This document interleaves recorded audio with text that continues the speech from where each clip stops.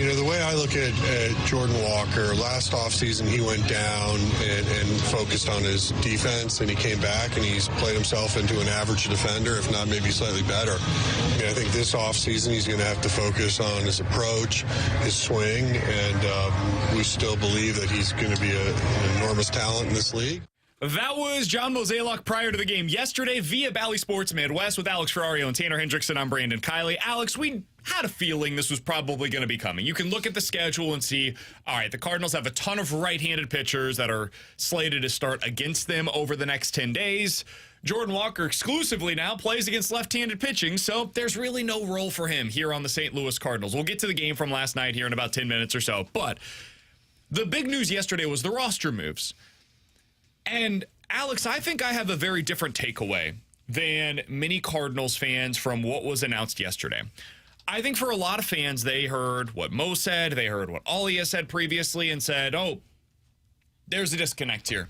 These two clearly aren't on the same page, and I don't view it that way at all. This is from Katie Wu's story over at The Athletic. Quote, platooning Jordan Walker was not something that Mozeliak and Marmol disagreed on, but only because they would be implementing it for such a short period of time. Both Ollie and Mozeliak believe that young players should be playing every day, especially those as promising as Walker. That's why when a new week started with the Cardinals in line to face right-handed starters for 8 of the next 10 games, Mo decided to send Walker back down to Memphis. The reality is so much worse than them disagreeing on the plan with Walker. The reality is that they agreed on it. And to me, I think far too much blame is being placed at the feet of Ollie Marmol. Ollie's job is to try to put the best lineup out there every single day. Now, you can disagree with his decisions, and that's totally reasonable. If you think Walker gave the Cardinals a better chance to win over the last week than Lars Nootbaar, that's fine. You can definitely have that argument, and there's a case to be made there. But what I can't do is sit here and say that Mo should have allowed this to happen. That, to me, is so much more difficult to understand. And if it was a one-off, if this was one scenario where Mo made a decision that was a little puzzling to all of us, and we look at it and we're like, man, that was quite out of character relative to what we've seen over the last 2 years, that would be different to me. That's not what happened here. Dude, this has been 2 years now of roster mismanagement on the 40-man and on the 26-man. Taylor Motter playing regularly because there's no other option for the manager to go with. Them having a guy like Brandon Crawford on the team, in my opinion, at a minimum, 3 weeks longer than he should have been here. Them still not having Thomas Saggese in the major leagues, despite literally not having a backup shortstop currently on the roster. They need a right-handed hitter. They need somebody to back up Mason Wynn at shortstop. Thomas Saggese is right there, and he's crushing the baseball. I think he has a home run in 4 of his last 5 games. Not too good for us. So, Alex, I was not surprised when they sent Jordan Walker down yesterday. I was more surprised when they called him up to play in the role that they had announced. What was your reaction yesterday when you saw the roster moves that were announced by John Mozeliak and the St. Louis Cardinals? Not surprised by the Jordan Walker news. I think that was the one that everybody was looking at, but not surprised by it because you saw the string of non-lefties that were approaching, and you knew that Ollie wasn't going to play him against right-handed pitchers, so it made sense to send him down. And I understand and agree with your line of thinking. Like, this was more John Mozeliak bringing Jordan Walker up than it was Ollie not playing Jordan Walker. I have my gripes with Walker not playing because I think you probably should have played him just as much as you were playing Lars Nootbaar against righties because it's not like he was setting the world on fire for you, but that remains to be seen. I go back to the John Mozeliak decision to call you up. You saw the slate that was in front of you with games of left-handed hitters coming up and realized that if our mindset and our mantra is the young guys need to play, then why, as the president of baseball operations, am I going to call up probably the most important young player in my organization for a stretch where he's going to get 4 games if me and the manager both agree that he's only going to hit against lefties? When I've got another dude who's down there who can be a bench bat that solely takes bats against left-handed pitching and Luke and Baker, when I can go bring up a Thomas Saggese who can fill in an infield position in all situations for me. But instead, you went to Jordan Walker and said, well, you know what's going to be great for us to get you up here to see what you do against left-handed pitchers, and then we're going to send you right back down. So I hate it. I hate the fact that this is how Jordan Walker is being used. because now you have been pigeonholed into you're a platoon bat. But I understand how Ollie had to approach this. I still would have gone about it a little bit differently. But the argument and the anger should be directed towards John Mozeliak and how you're managing this roster, not at Ollie about how you're managing the lineup. I would also add this. He played in 4 of the 6 games that they participated in since being called up. Like it's not as if Walker had this like long extended stretch of sitting on the bench. He mostly played. When he was up, he got opportunities for the most part. What's frustrating to me is it also halted the momentum that he started to create while he was down in the minors. So to me, it's not even necessarily about what did or didn't happen while he was here at the big league level. It's about the whole premise of why he was called up to begin with. Yeah. This is not the guy you call up when you say we need somebody that can help us against left-handed pitching. That's not the role that Jordan Walker is here for. If Jordan Walker is going to be called up, he's called up to be your everyday right fielder, and he's going to sit there and he's going to be in the lineup every single day. I think the plan all along, from the moment that he was called up, this guy's going to come up for 10 days and he's going to help us against left-handed pitching in those 10 days, and then he's going back down. I think yesterday was the plan. Now, if Walker hit like 6 home runs in that stretch, could he have established himself now in the big leagues? Sure, that technically would have been possible. But I don't think they ever expected Jordan Walker to be here beyond the 10 days that Matt Carpenter was on the injured list. And that, to me, is inexcusable. That's not the way that you approach your top prospect in your system. This is not the way to handle somebody that you have all of these hopes and dreams on, where you talked about him as recently as a year ago and said, it's the kind of prospects that we haven't seen since Oscar Taveras or Albert Pujols. This is not the way you handle that guy, man. This is the way you handle Luke and Baker. Yeah. This is the way you handle Thomas Sajaci, who's like a nice prospect and probably long-term is a utility infielder for you. And there's nothing wrong with that. You need a good utility infielder. Good teams have those guys on the roster. But Jordan Walker's not that, man. Jordan Walker's supposed to be an all-star. Jordan Walker's supposed to be the guy that's the next star of your roster. To handle him this way, it's inexcusable. Absolutely inexcusable. Yeah, and that's where I am is I don't understand how they got to a point where it is like they're all the same guy on the 40-man. You know, all the guys, the right-handed bats that are in the minor leagues, they're kind of the same. So we can approach them of, okay, do we want Walker? Do we want Baker? Do we want Fermin? No, Walker needs to be viewed differently because he is a top prospect. He's a top prospect across baseball. The Baltimore Orioles didn't go, oh, man, we got righties coming up. We could use left. You know, Jackson Holiday's here for 7 days. No, Holiday got called up, and you know what he's doing? He's playing every single day. Look at what Jackson Churrio's doing for the Milwaukee Brewers. He struggled. He was not good for like 2 months. Corbin Carroll as well. And they said, you're in there every single day. And you're going to keep learning. Now, I do want to be consistent on this because we're going to talk about Nolan Gorman in the next segment. And you know what everybody wants to do with Nolan Gorman right now? Because the Cardinals are taking the approach with Gorman that the Diamondbacks have with Corbin Carroll, or that the Baltimore Orioles have to a degree with Jackson Holliday. Like, he's in there, he's playing, and we're just going to let this thing play out, and hopefully he figures it out at the big league level. There's got to be some give and take here at some point, but this was not it. There are very few baseball decisions where everybody unanimously agrees this was wrong. This was one of those scenarios where everybody seemingly to a man looked at it and said, what are the Cardinals doing? Why is this the way they're handling it? And they did this with Wilson Contreras last year. Like, this has been a consistent theme now for more than 18 months with this organization, where there are just far too many decisions that get made. And the moment that they're made, there is no second guessing. It is, are you sure? This is the way you want to approach that? The messaging is off. The decision-making is off. It's just very strange, everything that's taking place right now around the organization. And it goes back to what we said last year when they were started to make some of these moves with the Contreras front is they don't know how to lose. You know, once they start losing, they kind of start to panic. And I think you saw that. This was kind of the move with Walker, was the front office knows their goal is to get to the playoffs. Ali Marmol, that's his job, is to get the team to the playoffs.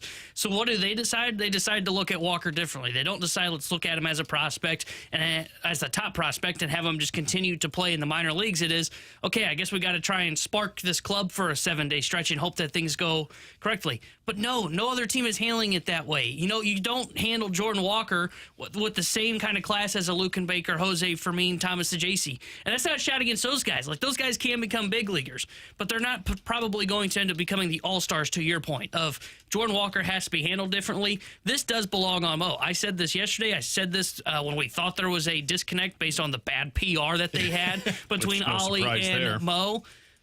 We're at the point in the season now where it's no longer Ollie's job to develop guys. You know, I think in the first 3 months, it's kind of his balance of, okay, we need to build a winning lineup. We also got to get guys at bats. That's why he didn't platoon Burleson for the first 3 months. Exactly. Burleson was the worst left-handed hitter against left-handed pitching on the team, and now you're seeing that. Last night, they end up pinch hitting for him. It didn't work, but they pinch hit in the exact right spot for him with Tommy Pham. That's the rule. Hey, Burleson, you're hitting 175 against lefties. Tommy Pham has an 800 OPS against him. Let's go ahead and make this move here. A month ago, even 3 weeks ago, that probably doesn't happen. Last night it needed to. That's what you have to do there. But now that we're past the trade deadline, and now you're in now the Cardinals are getting closer to that development phase again, but you're in the sprint. It is now building the best lineup. It is now trying to platoon to maximize the lineup, create these matchups that you're talking about that they went to last night. It's not Ollie's job to develop Jordan Walker to have him play anymore. It's Mo's job to make sure that he's doing what's best for players' development right now, because it's not like he's got to worry about the trade deadline. It's not like Mo's got to worry about the draft. He's got to worry about what is best for all of our prospects development-wise, what guys need to go from AA to AAA,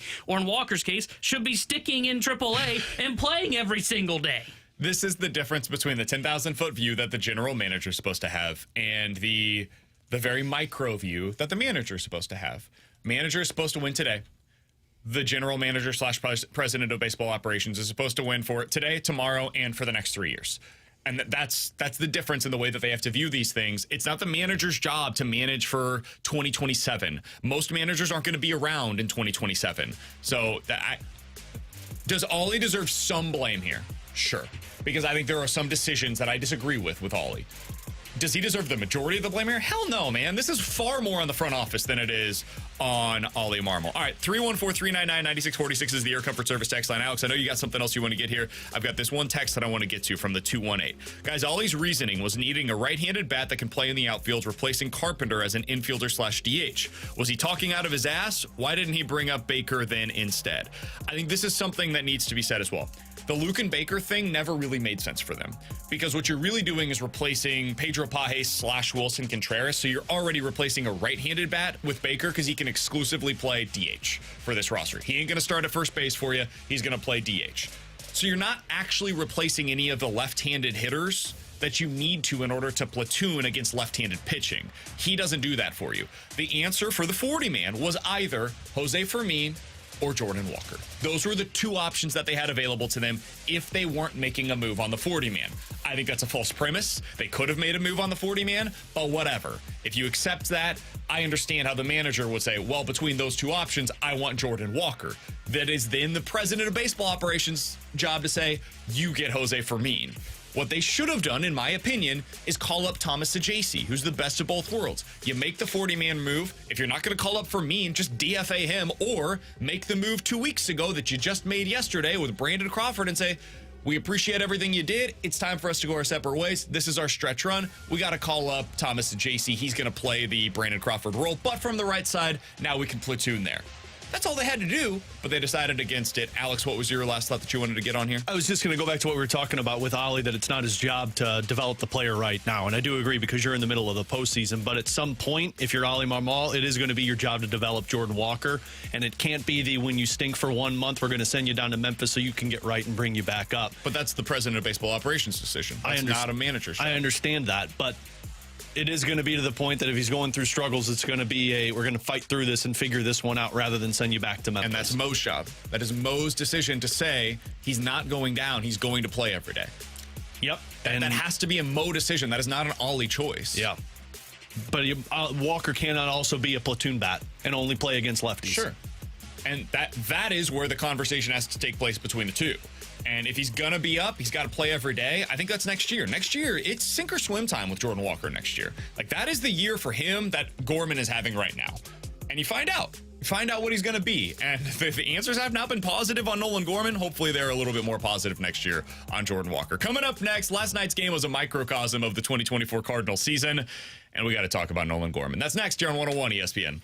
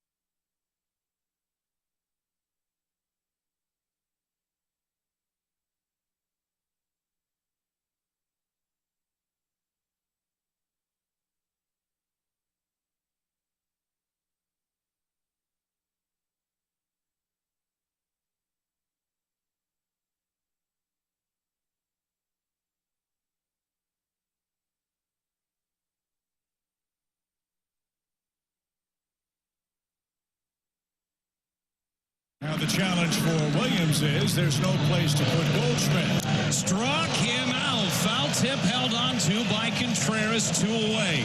Well, they have one walk-off at home this year. This is the man that provided it.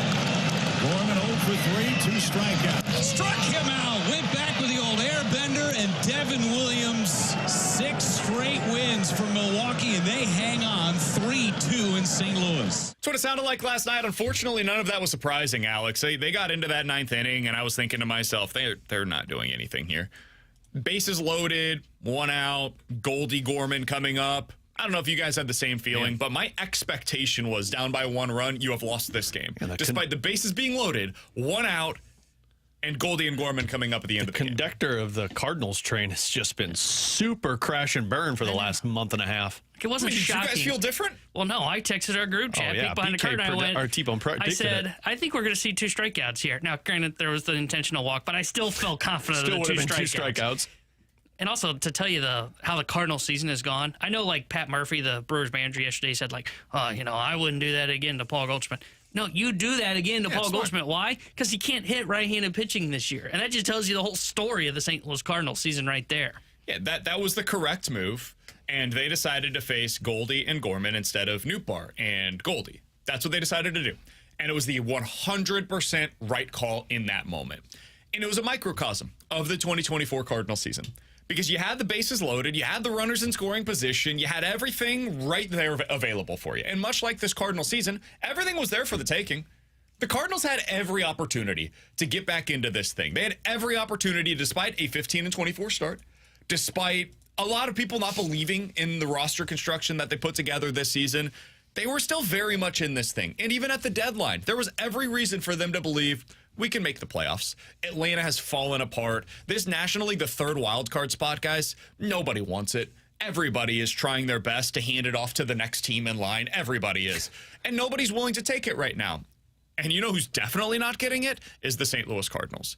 You are now 6 games back of the Atlanta Braves in the wild card. Yeah, you say nobody wants it. That team is put together by Band-Aids all over the place, and they played better than you have to hold on to that bottom wild card spot. You are now officially closer to the 3rd worst team in the National League than the 3rd wild card spot in the National League. You're 5.5 games up on the Washington Nationals and 6 games back of the Atlanta Braves. This team's no good, man. And there are serious questions that need to be asked, big picture, and we'll get to some of those coming up in the 12 o'clock hour.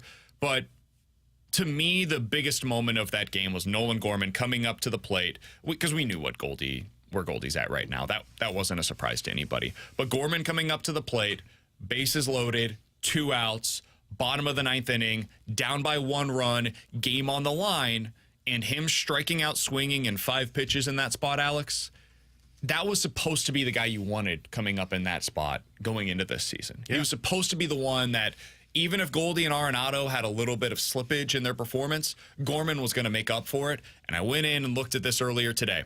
There have been 19,605 individual player seasons with at least 400 plate appearances over the last 150 years of Major League Baseball. So in baseball history, Nolan Gorman has a 37.5% strikeout rate right now, which ranks 19,602nd among them. In other words, he has the 4th worst strikeout rate in Major League Baseball history right now.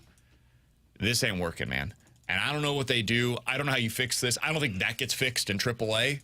But what do you do right now with Nolan Gorman? I don't think there's anything you can do right now. And I think in the offseason, what you're going to have to do is seriously consider trading Nolan Gorman. And the problem is, you might have been a year too late on this. And I know the expectations were that you were going to still see growth and you didn't want to give up on Nolan Gorman yet. But, I mean, you knew what the profile was. And right now, I don't know if you can have a player of the profile that in big moments like that can't come through for you. I mean, it feels like with the exception of maybe 2 or 3 guys, you have a whole roster of guys that when the moment is the brights or the lightest, BK, that they can't come through for this team. And it goes back to a few years ago, and it just feels like each time that the roster was presented itself of a chance to come through, that it falls flat on their face with it. And last night was a perfect example. You've got one guy that, I mean, listening to Paul Goldschmidt talk last night in the postgame, that poor man's confidence is broken. He's broken. And I give credit to him for talking in that scenario, and he's bluntly honest with things, but he is broken.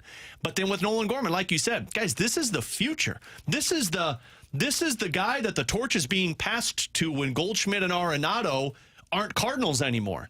And this is back-to-back years that we're talking about how his month-to-month basis is either super hot or super low. He strikes out more than anybody in baseball, and maybe you get to 40 home runs, but maybe you're only talking about 20 and talking about a lot of disappointment. And I feel like there's multiple guys on this roster that fall in line with this as well. And it's problematic for the Cardinals, not just because of Nolan Gorman, but because the core you thought that was going to provide you winning baseball in this next window, boy, that window might be closing before it even opened for the Cardinals. Yeah, I think Nolan Gorman's future with the St. Louis Cardinals, and it's going to come down to what we don't know here just in the public viewing.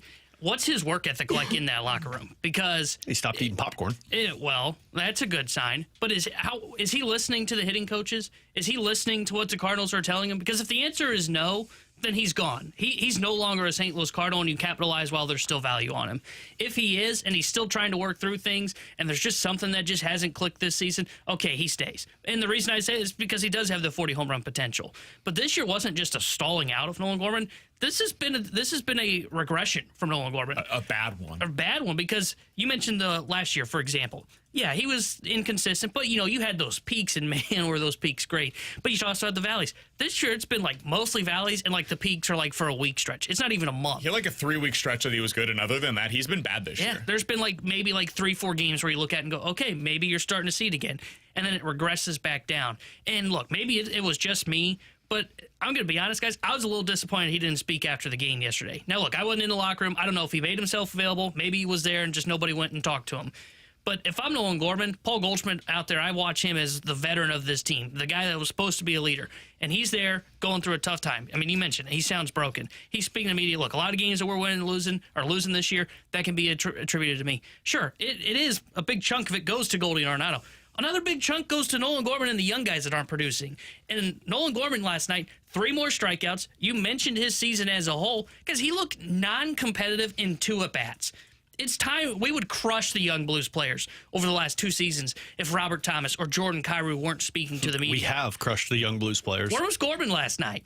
And look, again, I'm not typically one of those that really cares. Last night felt like a moment where it was Nolan Gorman needs to speak to the media. And he wasn't there, I don't believe. Now, maybe he was, and nobody again just went and talked to him. But it's pretty disappointing I did not see any comments from Nolan Gorman. When I saw Paul Goldschmidt, the veteran of the team, trying to wear that loss last night, when he had the bases loaded, 1 out, and struck out, well, Nolan Gorman followed, and his at-bat was a lot less competitive than Paul Goldschmidt's was. Yeah, it was bad. Another bad game in a season with plenty of them, and Nolan Gorman, this is one of the guys that you're trying to hang your hat on for the next 5 to 7 years.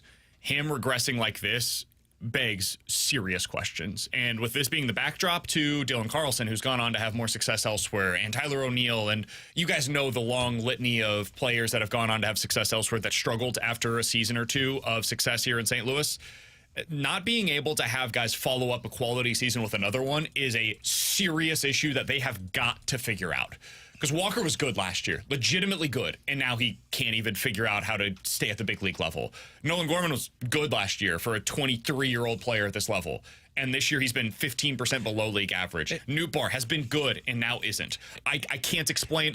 The concern is what happens to Mason Wynn next year. I was just going to say that. Yeah. And Burleson. Yeah, are they going to regress next season? And if so, dude, where do they turn? There is nothing left that you can point to. So, yeah, they've got some serious issues to be able to figure out. On the plus side, the Blues have figured out some of their issues, and a big part of that is because they've got Philip Broberg as a part of their roster heading into the 2024 season. He's your new defenseman. Broberg's agent will join us next to discuss how this all came together with the Blues here on 101 ESPN.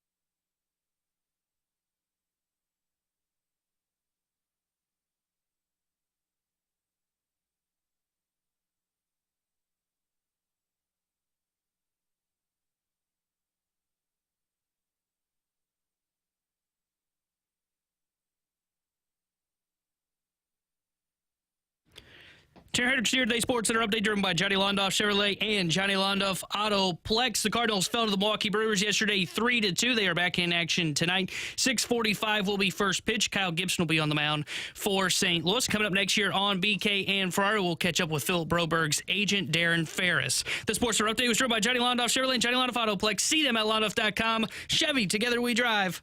Are you kidding me?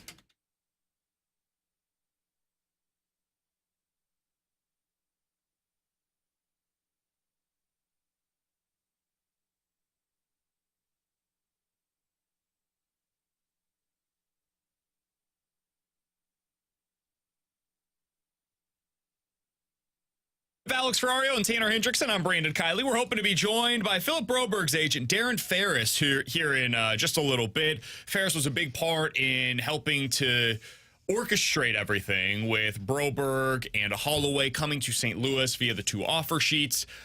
These things are complicated. They take a lot of time. It took a lot of orchestrating with the Blues to be able to get their second-round pick as well. According to Ferris, there were 3 different teams that were interested in Broberg's services. Ultimately, he decided, and Broberg decided, that the St. Louis Blues would be the best spot for him. So we'll hope to be joined by Darren Ferris here momentarily on BK and Ferrario. Alex, you were able to hear yesterday Doug Armstrong's full comments, and then we heard from Holloway, we heard from Broberg as well. What was the biggest thing you took away from hearing the 3 people that were most instrumental in getting this all done? Hearing from Holloway and Broberg, it sounds like the main message that they're getting from Doug Armstrong and his staff is, like, we want you to be a part of this young nucleus of players, and that's JR has talked about it. They've got 12 former first-round draft picks a part of this group now, and they're not just like in different stages of their age. You're all talking about guys that are 21, 22, 23 years old, on top of the main pieces being 25 and 26 in Thomas and Kyrou. So, like, that was the big part. Hearing Dylan Holloway talk about how he plays with the physical presence. Broberg mentioned it as well. A lot of guys say that. Does it look that way when you're on the ice? We'll have to wait to find out. But then Armstrong's comments talking about the competition in camp, and then really just talking about the mindset of these offer sheets.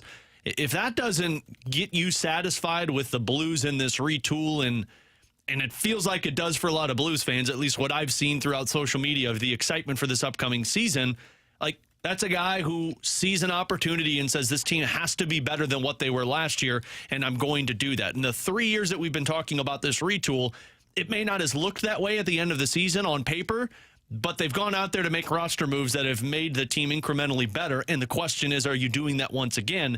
And with the competition that they're putting in camp right now, where I think there's going to be like 5 or 6 guys that are going to be trying to push players out of the NHL, that's another reason for optimism for the Blues after hearing them talk yesterday. Yeah, my big thing yesterday from Doug Armstrong was just him making it abundantly clear, I'm not afraid.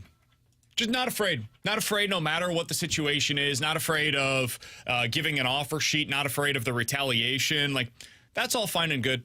Whatever other general managers, however they want to operate, that's fine for them. But the way that we want to operate here in St. Louis is that we're going to do whatever it takes to make sure that we improve this roster heading into this season, and we're going to get out of this retool as quickly as humanly possible. And this was one way for us to be able to do that. And I thought he made that abundantly clear yesterday. And the one thing, too, like, because that's what everybody's talking about, are the retaliations. Like, if you really think about it, there haven't been a whole lot of retaliation offer sheets. Like, you had the Backus and Steve Bernier back in 2008. That was retaliatory.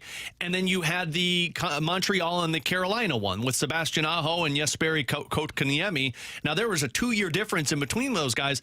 But typically with retaliation, you're only talking about one team. It's not like there's another team in the NHL that's sitting back saying, oh, well, screw Doug Armstrong for what he did. I'm going to get back at him. And you're a team that's playing in Canada in the Eastern Conference. No, it's going to be Edmonton, and we've talked about this. Edmonton has no opportunity to offer sheet, and I do love the fact that Doug just basically laid it on the table and said, go ahead, try and offer sheet us, because we promise you we will match the offer sheet that you're going to throw out there, or if it's an absurd offer sheet that you're going to throw out there like what Shea Weber got back in 2012 by Philadelphia, we'll just take the 4 or 5 first-round draft pick compensation that you're going to give us for overpaying for this guy. So I don't think anybody should be concerned about retaliation. It's pretty obvious Edmonton's got their own issues that they got to figure out why Broberg and Holloway aren't there anymore. We're hoping to find Darren Ferris. Hopefully we can be joined by him coming up on the other side of Alex Ferrario and Tanner Hendrickson. I'm Brandon Kiley. If not, we'll get to questions and answers. 314-399-9646 is the Air Comfort Service text line. We will either have questions for Darren Ferris, the agent for Philip Broberg, or you guys can get your questions in for us. We'll do that next here on 101 ESPN.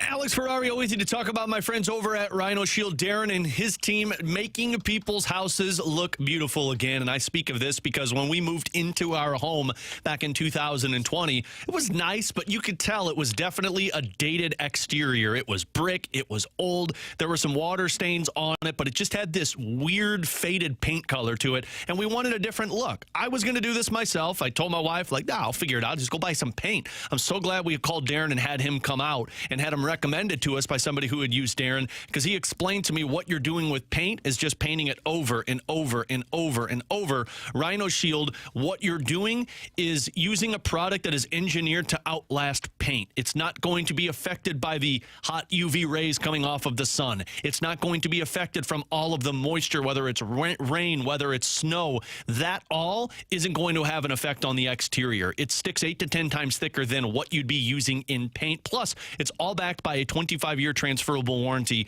through Rhino Shield. So give Darren a call today. Tell him Alex Ferrario sent you. Have him come out, give you a free estimate, walk you through the whole process. I promise you'll fall in love with Rhino Shield's work. 877-25-RHINO or online, 877-25rhino.com.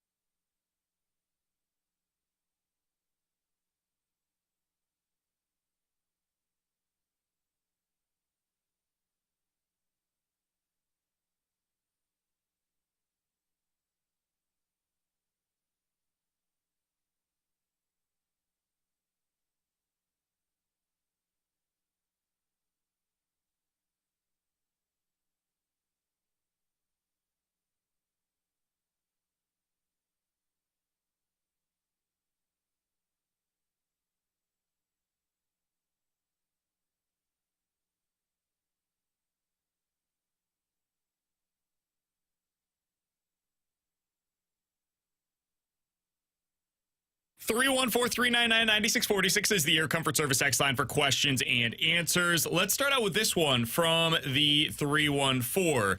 Guys, the Blues have a ton of under 24-year-old players, but realistically, how many of them are actually going to play for the Blues long term? When does it make sense to try to start packaging them for potential impact players who can help them sooner? I don't think you package young players until you have an idea of who they are, but I don't think you start packaging them for players until you're ready to start actually winning. Like, it would make no sense for you to package Snuggerud and Stenberg right now to go get somebody who isn't in the same time frame as this group that would start winning. I think if I were to project into the future, I don't think there's any question Dvorsky's a part of this group moving forward. I don't think there's any question that Snuggerud's a part of this team moving forward. And I don't think there's any question that Lindstein and Stenberg are a part of this team moving forward, mostly because Alexander Steen drafted both of those players. So I can go out on a limb here and say that those guys are going to be here. Who did that leave out of that conversation? Guys like Bolduc, guys like Zach Dean, some of these other players that were drafted at the forward position. But I think there's certain guys that make sense for their future and other guys that are really going to be fighting for roster spots 2-3 years from now. Yeah, I think you've probably got a year or two before you're at that point of packaging them together. But I like what they're doing is you got all these young guys and you see who sticks. It's kind of how the Cardinals approached the bullpen. It was, we're going to throw a bunch of numbers at it and see who ends up sticking and who flames out. You kind of figure that out if you're the Blues. Okay, so maybe Dvorsky is the number 2 center. So once he takes that, okay, you've got that figured out. And let's say, I don't know, Holloway ends up being a guy that you look at and go, okay, we want him here for more than 2 years. Once you kind of start to really see the puzzle pieces kind of click into place, then you start to see what pieces were left as extras, and that's when you start to go kind of deal from that group, and especially when you're ready to go and try and win. Yeah, I wouldn't be opposed to next offseason, them trying to kind of package some of these guys together, because this season you're going to be able to get an extended look at some of these young players and find out who you like, because here pretty soon it's going to get very crowded, man. I mean, with Dvorsky and Snuggerud and Lindstein, like all these guys are coming. You're going to have to make some choices. And the hope is that they make them the correct way, because some of them are not going to be a part of your long-term future. And when you make the decisions on this guy stays, this guy goes, you don't want to get burned. You don't want to get burned the way that the Cardinals did. They had these choices to make in their rotation. They're still feeling the ramifications of that.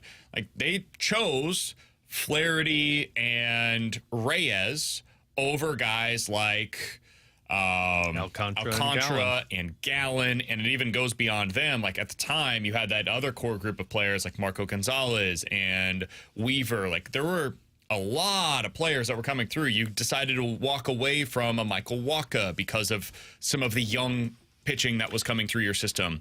So you don't want to choose wrong, but that's something that they're eventually going to have to do. They're going to have to sort through their options. What's good about it for at least the current stage that they're in, like, there's a easy path to spots opening up for young players when they're ready. Like, Saad's off the books in 2 years. My guess is he's probably gone at this deadline because it's a modified no trade clause next year. Foxa comes off of the books. Guys like Oscar Sundqvist come off of the books. Those are fourth line players. That's the thing. Like, your top 9, it is very crowded. And there's not a lot of. I think your top 6 is crowded right now. I think your third line is very open for business. I think you got Holloway right there, and that's about it. I think you have 2 spots that are open. Yeah, basically. That's kind of what I think as well. In your top 9. And that's crowded, man, because we're talking about Snuggerud still, Dvorsky still, and that's not including any of the other names that we're mentioning. And we think those guys are definitely going to be a part of this. So I think it gets crowded quicker. Who's in your top 9 current, like, for sure? Neighbors, Thomas, Kyrou, Holloway, Busch, Shin. And I think probably one of the other guys, Holloway, Bolduc, Torpo, Texier, Joseph, like one of these other guys is probably going to be a part of it as well. I think that's the competition. That's 7 of your 9 spots in your top 9 for the next couple of seasons. Yeah. And then I think 2 of them are going to be Dvorsky and Snuggerud. So then it becomes a question of, like, okay, who's that 7th guy? That ultimately is what you have to be choosing from here. Yeah, I think a couple of those, like, I think Joseph, by the time we get there, is and I didn't a fourth mention liner. Saad, who it's possible he just sticks around. Could be.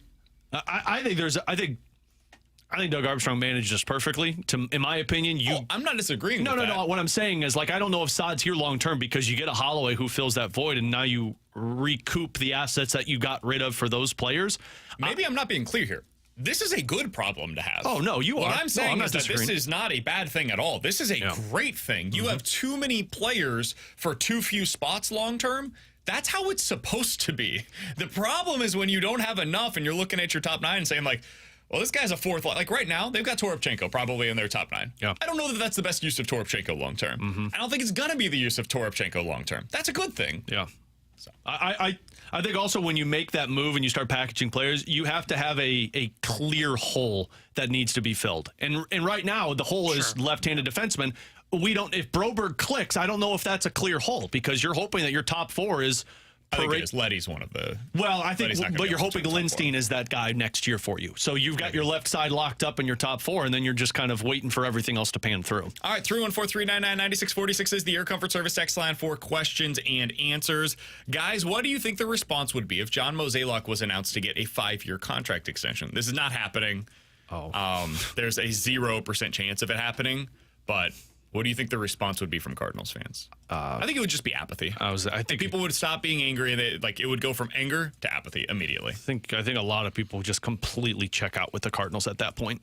Like just completely check out. They do what BK does when Jim Bowden releases his top 100 free agent list. Who cares? Yeah. Trade deadline rolls around. Who cares? See, the funny thing is I think Cardinals Nation is a little different. I think there'd be a ton of anger still for the next 5 years. I think there'd be a certain portion of the fan base that would get. What's so little apathy? I think they would still be Can you get angrier than where they're at now, though? Oh, you haven't seen the worst of the worst. This team could get a lot. I've seen the worst of the worst. I think you're at it. I don't know. I mean, this is 3 to 5 more years of this, now we're talking. Disagree. I think this is the angriest that it gets. I don't think it gets more angry. I think it gets more apathetic. I think eventually you just see people say, you know what? Not even worth my time. I think... That was the mid-'90s. I don't know if you guys felt this way. Last night was yesterday, actually. Was the first time for me that it became funny bad. And what I mean by that is you can look at it and say to yourself, you know what, this is all just so ridiculous that you kind of have to laugh. You see moves announced, you're like, of course. I was there last year. I was there last year with this team because it felt like it hit the perfect end point of this team has been so bad at managing their roster with Taylor Motter and guys like that. Last year for the season. I did not hit that point last year for the organization. But that's why you get pre-mad at me because I know what the off seasons look like for this team. When I was in the middle of last season, seeing Taylor Motter consistently in the lineup, that's just eventually you're like, okay, funny. It's funny. What are you going to do? You didn't sound like you had a sense of humor last year. That's not a big picture thing. That is a here and now this team stinks and we can all acknowledge that. We are now at a big picture, are you kidding me? With every move that the Cardinals seem to be making. So that to me is the difference in the way that I'm viewing it currently.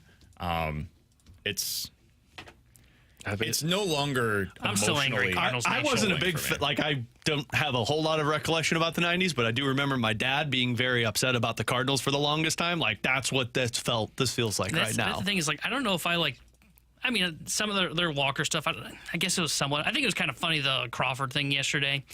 But I'm still just very angry at this team. Really? Yeah, because, this should be better than this. Some of the pieces, even today, right now, you're mad? Yes. Really? It's ridiculous. Some of the stuff they've been doing is just ridiculous. And maybe my anger is just the fact that, and maybe it would become this, I'm shocked that nobody's lost their job yet, if I'm just being totally honest.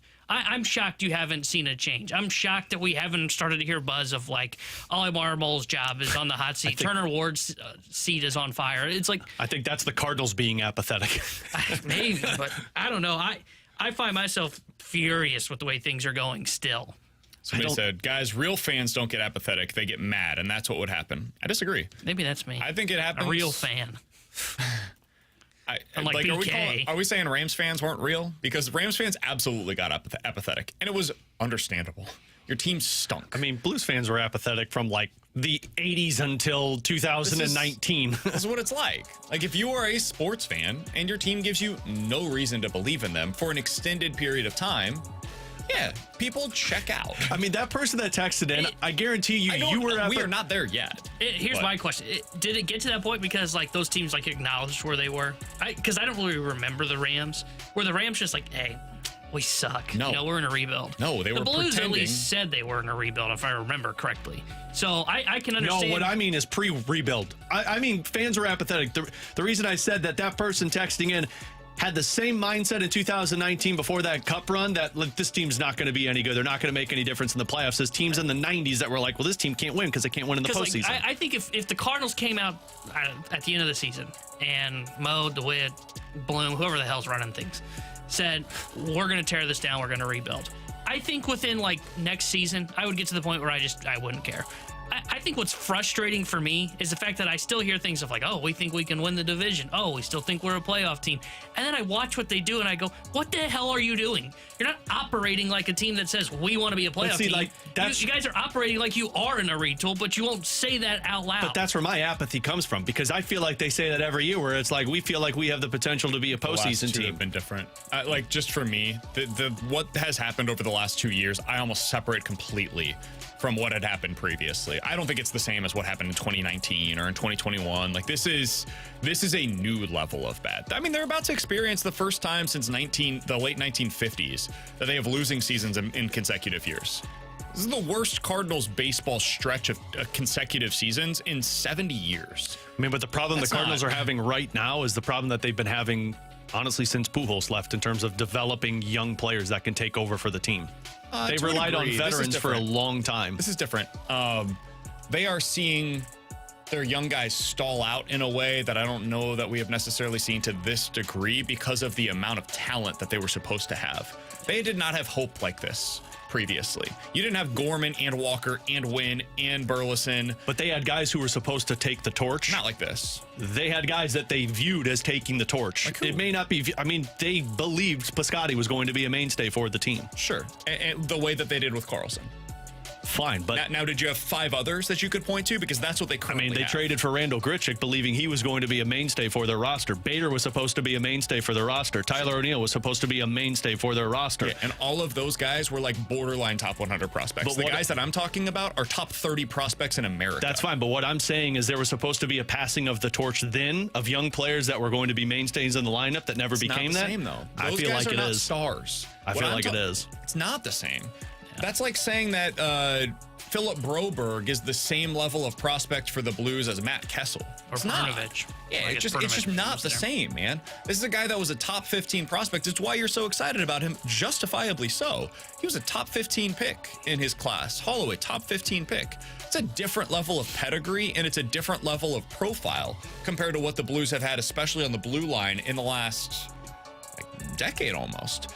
And so, when I'm saying that Walker and Gorman and Carlson, this is different, and Wynn and Burleson, this is different than what they've had previously, I think it is a totally new level of futility. This is the likes of which we haven't seen here in St. Louis. I can't even, I have no point of comparison for what is happening right now with their inability to develop this level of prospects. That's different. Piscotty was like a borderline top 100 prospect. The guys that you're mentioning, Alex, were like 70 to 100 in the rankings. They're like Thomas Saggese. Yeah, but the way that they were portrayed by the Cardinals was these guys were franchise difference makers. I don't agree with that. I think that's the way that we internalized having prospects in the system. And I think it got internalized that way because they had to hit cleanup on those teams. You know, those teams, even though like Piscotty, Grichuk, those guys got put in bad spots because the roster sucked. Like that, Piscotty, we talked about it. DeYoung's not a 5-hole hitter when DeYoung got up here. But I think the Cardinals viewed it as these guys are. I think they were because they didn't have another option. Well, there's where the apathy comes in. And it would be like, if Walker had to be up here today to hit cleanup. Well, no, Walker's not ready to be a cleanup hitter. That's where I think it's different. Is I think those guys got construed differently in our minds because of the way that the Cardinals had to play them because of how bad their roster construction was then. Yeah, I mean, the prospects profiles on those guys, they were readily available. Like Harrison Bader was supposed to come up and be a really good glove that struck out a decent amount and had a little bit of power, hit from the right side. Lived up to what he was exactly what he was supposed to be. Honestly, Piscotty was exactly what he was supposed to be. He was supposed to be a really solid player, and then tragedy happened in his personal life. Honestly, Paul DeYoung lived up to every expectation of what he was supposed to be as a big league player. Colton Wong mostly did. Randall Grichuk, honestly, basically met his expectations as what his prospect pedigree was supposed to be. Who would you guys say from that era was the biggest disappointment relative to expectations, prospect-wise? I think Tyler O'Neill kind of hit it. It's just injuries happened, but he hit a ceiling for 1 year, and it was always a boom or bust pedigree. That was always the profile of who he was going to be. I would probably say O'Neill was disappointing, just because the infighting between him and management. Paul DeYoung- Wasn't he? I mean, it was like I think Paul DeYoung was disappointing too. Paul DeYoung was supposed to fix the shortstop problem, and every year we're talking about finding another shortstop beyond the 2019 season. Yeah, I think I think it's fair on DeYoung too. I mean, what was Paul DeYoung ranked as a prospect? He wasn't even a. But I'm not going off of what the rankings were. I'm going off of the way that the Cardinals portrayed those players. Those players were portrayed as, here's the next guy for this position that we don't have to worry about long DeYoung term. was your starter at shortstop for like 6 years. And three of those were not the great. first three were great, but if you're going disappointment, he was never a top 100 prospect. But again, like to his point on like DeYoung, they gave DeYoung a contract extension, which was nothing. and after 2019, it was a nothing contract, but it was a failure of a contract. And he's a 25-year-old, and after 2019, where he was an all-star, we found ourselves asking every offseason, who can the Cardinals go get for their shortstop position? I think disappointing. Maybe what we're finding here is that most players just aren't as good as we think that they are early on in their careers. DeYoung had one good half of a season, and otherwise has been a below league average hitter almost the entire rest of his career. Or the Cardinals like to get us way too excited about certain players before they get to the majors. Coming up next, what is Busch Stadium going to look like the rest of the way? We'll talk about it here on 101 ESPN.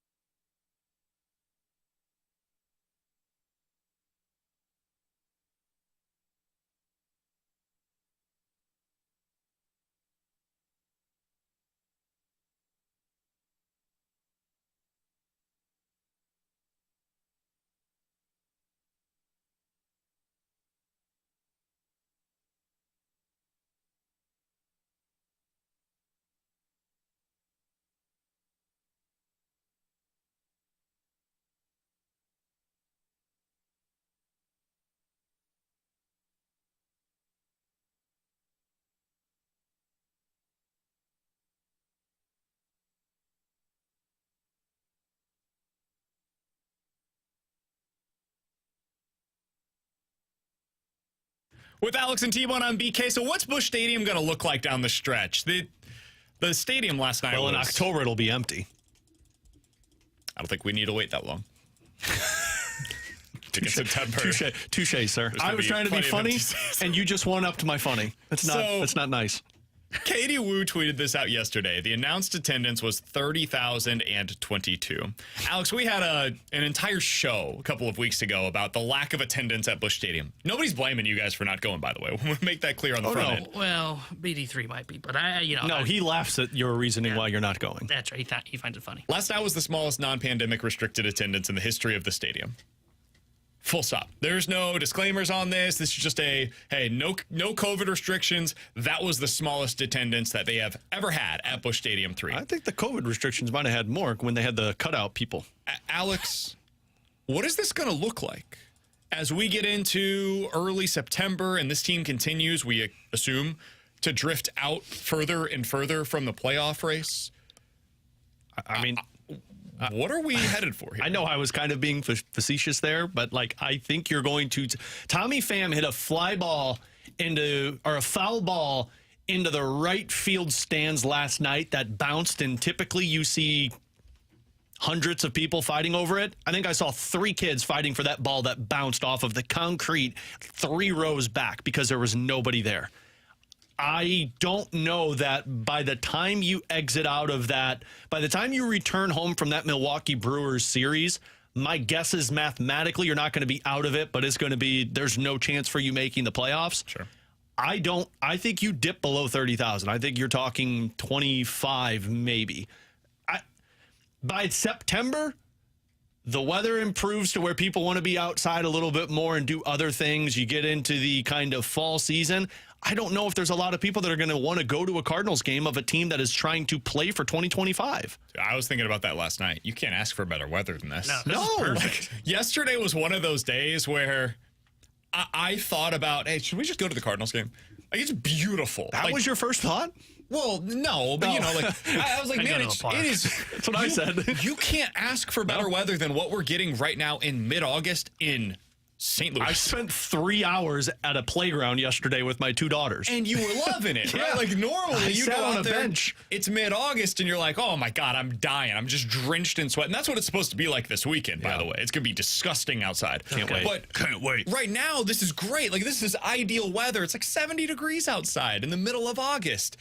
And nobody is going to these games. They've got nobody out there right now. If you can't get them out there right now, dude, imagine as kids get further and further into the school year, you're getting into the routine of, like, I've got other stuff to do. Football's on, Mizzou's back. Like, you got all kinds of stuff going on around, especially as you get into September and you get, like, Boo at the Zoo type of stuff going. Like, dude, it is going to be a real struggle. There's no chance they get to 3 million fans in the stands this year. And that's no chance. That's what I was going to say, because not like the Cardinals throughout the summer, you're not really fighting anything because the options are, do we stay home or do we go out? Because it's so hot, you're not going to go sit at a park. You're now fighting with school going on. You're fighting with the ability to manage schedules with extracurriculars. You're fighting the weather. You're fighting all of the events with the Halloween season. And if you're not in a playoff position or a playoff fight, it's going to take a lot of convincing, even if it is only $20 to get through the gates or $15 to get through the gates. It's going to take a lot of convincing for somebody to get up and say, let's go to the Cardinals game tonight. Yeah, I don't know what it's going to look like. I'm a little skeptical if you see below 30,000 in terms of just announced attendance, just because we've seen that it's a lag when it comes to attendance. Like, there's not, I mean, we all know there wasn't 30,000 there last night. It might have been like 10,000 that were at that game last night. I think it's where next year is where the real conversation starts to happen, because most of the tickets probably for September are sold. So, like, even if they do dip below 30,000, like, what do you think the low would be? My guess is like 27, 28. I mean, they're going to tell you it's higher. The reason I asked that is they have a 4-game series, starting, just to answer your question, Monday through Thursday, September 16th through the 19th against the Pittsburgh Pirates. Every single one of those games will be below 30,000, I bet. You could get in for $5 for a lot of those games. Oh, you can get in tonight. I'm not asking about the price of the ticket, because I know those are low. Yeah, I'm telling you. I took that show that we did 2 weeks ago about the attendance. I took advantage of that and got cheap tickets to a Cardinals game. They have a series against Cincinnati, Tuesday, Wednesday, Thursday, September 10th through the 12th. I think every single one of those games will be under 30,000 in announced attendance. Forget ticket prices, forget anything else, just the stuff that the Cardinals really care about, which is the number of tickets sold. I bet you they're under 30,000 for those games. September is always the hardest month for the team. September and April are tough because you've got school that they're going up against and there's fewer kids. And then weekdays are always the tougher days to be able to get people to come out. They've got a Thursday day game against Cincinnati. No, there won't be. There will be 10,000 people. 25,000 announced attendance, definitely in play for that one. I think it can be less than that. That's the thing is we're talking about stuff the likes of which we haven't seen in St. Louis in 25 years. Yeah. You know, we're talking about like 1997 types of attendance. And the reason I bring that up is because, like, that day game, like, I look at that one a little differently because it's a day game during the school year. Sure, they probably will be below 30,000 in terms of tickets sold. Where I think you really start to see is next year because we kind of saw it this year, right? I mean, we saw the team was bad last year, but they had a nice ticket sold base because of why? The Albert Pujols effect, right? Everybody was still excited. You see the Cardinals they signed Wilson Contreras to replace Yeti. Okay, there's some excitement around the team. Everything goes haywire. And as you've seen this year, the ticket numbers are down. Why? I still think, A, it is part of the reason that they're playing on the field now. B, it was because they had a pretty disappointing offseason. And C, nobody really believed in this team, so the tickets were a lot lower. Well, just wait till you get to next year, because I think next year is where it's really going to be interesting. Because I think 30,000 on a regular below that on a regular basis in the months that are like prime Cardinal season is in play. And I come back to, like, what is going to get fans excited for this team? That's what I wanted to ask. What can they do? Between now and opening day of next year, and we can get some of the mic drop features on the 101 ESPN app and 314-399-9646. That's the Air Comfort Service text line.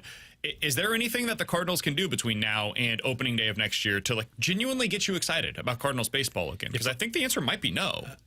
If I could be honest, there's going to have to be multiple firings and probably a big trade for somebody to sit there and say, okay, I'll go check them out. I think it requires an aggressive offseason, whether that's trade, spending money. And I hate to say this, Mo can't be Pobo. I don't think it requires Ollie to be gone, if I'm being completely honest. I think Ollie kind of could still be here. I think it comes down to John Mozeliak. What's the thing that we've always talked about with Mo as why do the Cardinals keep him, even though they've missed the playoffs 5 of the last 9 years, and people got frustrated in that, like, 3-year stretch from, 2016, 2017 to, like, 2019? It was, well, Mo's good for business. You know, Mo's good for business. They're finishing above 500. They're in the playoff race. You're still intrigued. You still think they can do something, so you're going out to the ballpark. Because we're at the point where Mo's bad for business. And I hate to say that, because I do think that John Mozeliak was a good Pobo. I think now maybe there's a chance the game has passed him by, but he's no longer. You can no longer say Mo is good for business because he's the number one guy that fans circle. He got the loudest boos on opening day last year, which was not shocking if we're being honest with ourselves. And he didn't turn this around. So a lot of people are pointing at John Mozeliak. To me, he's the guy that used to be the good for business. That's why he's still kind of the Pobo. No longer is that. Mo is actually bad for business. And unless you see him kind of out of that chair, I still think you're going to see a lot of angst towards the St. Louis Cardinals, even if there was an aggressive offseason. And Cardinals fans will say, I'm not going because I don't believe in what the Cardinals are doing. And if they're not going to hold anybody accountable, I don't want to go spend my money. I don't know that changes anything. I think it gives people hope.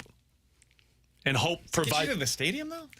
I think the players that you have, if you have a different leadership and a different view of this team, provides you, okay, now they got somebody running this organization more apt, and so we'll see what this looks like. Let me put it a different way.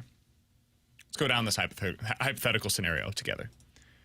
Mo's gone. Chaim Bloom announced as president of baseball operations. Put your conductor hat on while you're doing this. No, I'm not touching that hat. We'll have I think we're gonna have some kind of a ceremony for that. I think we should burn it later. On your head. Mo gone. Chaim Bloom, president of baseball operations, and then Ollie gone. Skip Schumacher, new manager. I think people would be like, okay, I see what you're doing. Goldie doesn't return. They ship out some of the bad contracts that they have on the books. They're going youth movement. Burleson's starting first baseman. Walker starting in right field. They really go full youth movement going into next season. They don't make any big moves. They don't necessarily like go out there and sign somebody that gets you overly excited. I don't think anything in terms of like the excitement level for Cardinals baseball necessarily increases going into next year. Now, I think it's better because it's a direction. You have now like, I think long term, that's probably healthy for the organization. And I'm not suggesting they shouldn't cut ties. I agree with everything you guys have said in that regard. I'm talking just from a fan's perspective. that doesn't get me excited about Cardinals baseball again. It makes me believe in the vision long term, and that matters. But I don't think it gets people going to the ballpark again next year. My question was going to be, how do they sell it too? Is it they're making these moves? Well, you have to be upfront with that, though. Yeah, where is the organization? Are you retooling? That's what the fan base would want to know. Because they're not going to say retool. They're not going to say rebuild. Like the Blues did. Come grow with us. Here's my point, though. Is like I think we kind of see that. I still think there'd be part of the fan base that goes, well, that's not good enough to contend. That's not a team that's going to be playing for the playoffs. And unless you sell it as... I don't think there's anything they can do to make this team a contender for the playoffs next year. Realistically. I don't think then that's the thing. It's like I say two parts to this. I think one is most probably got to be gone. And two, it's got to be an aggressive offseason. Or you got to at least sell... They're not doing that. This idea. Well, okay, but what I'm saying is you've got to sell it then as a retool. You've got to just be upfront and honest and say this probably isn't a playoff team. We're going youth movement. We're having Skip run the reins. We're going to hope that Skip can develop these guys. If you just say, well, we're shipping down some contracts. It's kind of youth movement, We'll see where we go. What a retool is? No, but what I think is important about the Blues is the Blues basically told you, like, hey, we don't think we're a playoff team. We are in a retool. Here's what it's going to look like. We want to be competitive. We're contending to be a playoff team. But they gave a better idea of where the organization was. I feel like when you looked at what the Blues said of we're in a retool, we want to kind of remain competitive. Or it's like, what they said was they wanted to be the upper half of the middle half of the Western Conference. They said that we want to contend for third, fourth, or fifth in our division, which is essentially what the Cardinals would be saying here is, hey, we're going with a youth movement. We think we can continue to be competitive. We hope that we can, aspire to be one of those teams that's either competing for the division or for the wild card. We know all the things. It's the same talking points that they've had for 15 years, so it's not going to change in that regard. I think that the vision would be basically what the Blues have done in terms of like getting some of the contracts off of the books, clearing the decks for the young players to get opportunities. That's what the Blues are doing. And so whether they say that out loud, like specifically in terms of we are retooling, or if they say we're going with a youth movement, whatever your specific label is, it's all the same thing. I don't think that gets fans excited. I don't know that I think this year would be for the Cardinals, next year, I suppose, what last year was for the Blues, where everybody's just kind of looking around like, I guess we're doing this. This is what we need to be excited about, and nobody really like enjoys necessarily watching the team. And so that's the reason why I bring this up. I think they're in a very no-win proposition right now. I think they have gone so far in one direction now for so long that they almost need like a full reboot, and it's going to take a little bit of time to get there. It's probably going to take 2 or 3 years before they get to a place where Cardinals fans are excited about what the trajectory is going to be. That sucks, man. That ain't fun. That is not a fun place to be as an organization. Do you guys disagree with that? You think they can do this in one offseason? No, God, no. Knowing the way that they operate? No, not how this team operates. No, I think you're talking about 3 to 5 years before you're even back into a contention conversation. Could you do it in an offseason? Yes. Will they do it in an offseason? No. And I think that's where the frustration I think there's 3 teams in the NL Central that have already passed you by. Now, I say that, and like if Chaim Bloom got hired, no offense to Chaim Bloom, he probably is sticking with the Cardinal way in terms of how they operate. Yeah, because who owns the team? Well, I don't that's think what I was there's a general getting to. manager available that wouldn't do that. Yeah. I think anybody who comes in is going to be doing the Cardinal way. My point was I want to find out if this was a Mo thing or this is a ownership thing. And the reason I asked that, or the reason I say that, it's a baseball thing, is because, well, the reason I say how the Cardinals operate, the way they operate, because you could be the Cardinals and be a 12th highest payroll, but also be like willing to shop in the top tier free agency. It just becomes like you just, instead of signing 4 free agents in offseason, you sign 1 or 2 and see if you can build your team that way. Who are the teams that you would say operate the way that you're describing? Without looking at the payroll numbers, trying to think off the top of my head. I would say the Diamondbacks are maybe the closest thing to what you're describing. Arizona's probably that team. I think when the Reds failed, the Reds kind of tried that. For a year. I'd say they said, we're done. The team that I would say, I don't know where they're at ranking payroll-wise, is the Brewers. The Brewers' philosophy was like we got our superstar. But they never go after the top free agents. My point is it's not just kind of divvying up the money, kind of shopping in the middle tier. The Brewers will shop in that low kind of bargain bin. Look at the Rhys Hoskins deal. They signed their superstar Christian Yelich to the deal and said, okay, he's the guy, and now we build around him. Cardinals did that. Both of their superstars they traded for, though. And the Cardinals have that with Nolan Arenado and Paul Goldschmidt. Yeah, but you picked the wrong ones. Yeah, like the Cardinals have it. Because the Brewers picked Christian Yelich and Willie Adames. All the other stuff. Yeah. The reason why I asked that question as a follow-up, T-Bone, is not to demean what you're saying. It felt that way, but it's cool. Tone. I know. He did it earlier. I mean, I think it's instructive to have these conversations because it speaks to how difficult it is to get out of this apathy. This place that Cardinals fans are in right now, it's what a lot of baseball fans are feeling. Blue Jays fans are feeling this exact same way right now about their organization. They're looking at it and saying, we're a disaster. How do we get out of this? We're stuck. Mariners fans, dude, that is one of the best rotations I've ever seen assembled. They're potentially going to miss out on the playoffs entirely this year. And they don't really know how to get out of this cycle of having a bunch of pitchers that they love, but no hitters to be able to go along with them. Their offense just cannot get out of this horrible cycle. So the reason I bring it up is I don't know who the model is right now for the Cardinals to follow. They used to be the model for other organizations, and they've fallen so far behind, and baseball has changed so much over the last 15 years. I don't know what the direction is for them. I don't know what they should be doing now. Because it seems like everybody's kind of like, it's the Dodgers, it's the Phillies, it's the Braves, it's Houston, it's New York. Like, these are the teams that are doing the things that we want the Cardinals to do, and those are also the top 7 markets in America. And so it becomes really difficult to point to the team that is in their position, that operates the way that we want them to, that is succeeding in doing so. Is the model San Diego? Because San Diego's top heavy, and then they figure it out. Maybe. You know, like they got a GM that just doesn't care about players though and trades them. Maybe that's where I'm trying to get to. Of instead of just I look at the Cardinals roster and I look at a bunch of mid-tier free agents. Matz, Michaelis would have been a mid-tier free agent, bringing him back. You look at the bullpen. The bullpen's not a good example of this.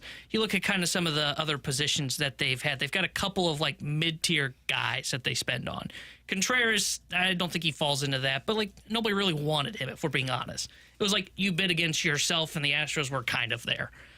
The reason I say the Padres is they've got 2 legitimate studs, Manny Machado and Fernando Tatis, and then they've kind of just pieced it all around them. You know, that to me is the model. And what do? They're aggressive. Their prospect system is 27th in baseball, and Preller's still making trades and getting all kinds of talent. I don't get it. Maybe that's who I would say is, if you said who's the model for the Cardinals, because they actually have a higher payroll than the San Diego Padres. The Padres are 3 spots below them. That's the model, is the San Diego Padres. Well, that requires you to have a GM that literally doesn't care about what the Cardinals' way is, though. And that's why I mentioned the idea of is this a Mo or an ownership thing? Because it's the only sample. Well, it's the only sample we have. Yeah. We've never seen another president of baseball operations president of baseball operations run this while the DeWitts were the ownership outside of Walt Jocketty. But that was not even in modern baseball. Do you know how many times the Padres have won 90 games, more than 90 games, since 1989, or since 1998? More than 90 wins since 1998. I know Preller's not been there since 98, but twice. 0. You know how many NLCSs they've had since 2019? 1. Yeah, same as you. Yeah.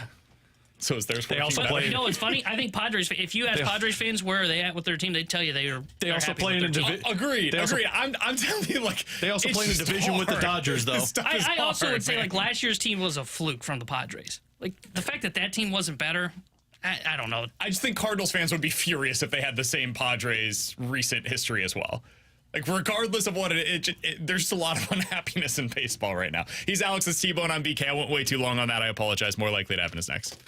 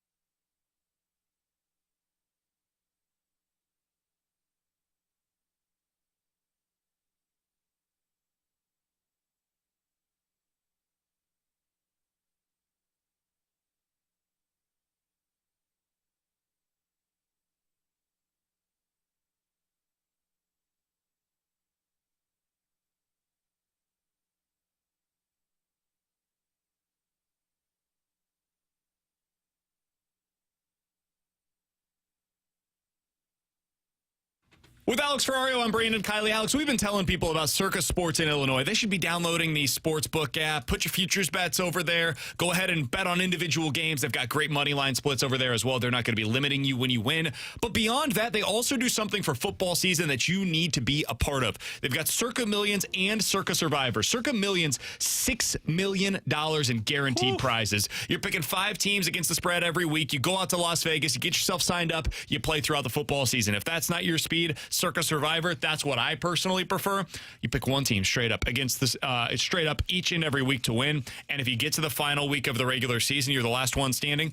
Man, we're getting $10 million in guaranteed prizes to the winners this year. It's all with Circa Millions and Circa Survivor. It makes football season that much more exciting if it wasn't already. Plus, you've just got the day-to-day bets you can go off of with their tight money line splits over at Circa. You go those future bets if you want to jump in on that. Whatever you are looking for your sports betting needs, Circa Sports has it for you. Download the app today. Use the one that BK and I only use for all of our sports betting needs. If you or someone you know may have a problem with gambling, call 1-800-GAMBLER or text ILGAMB to 833-234.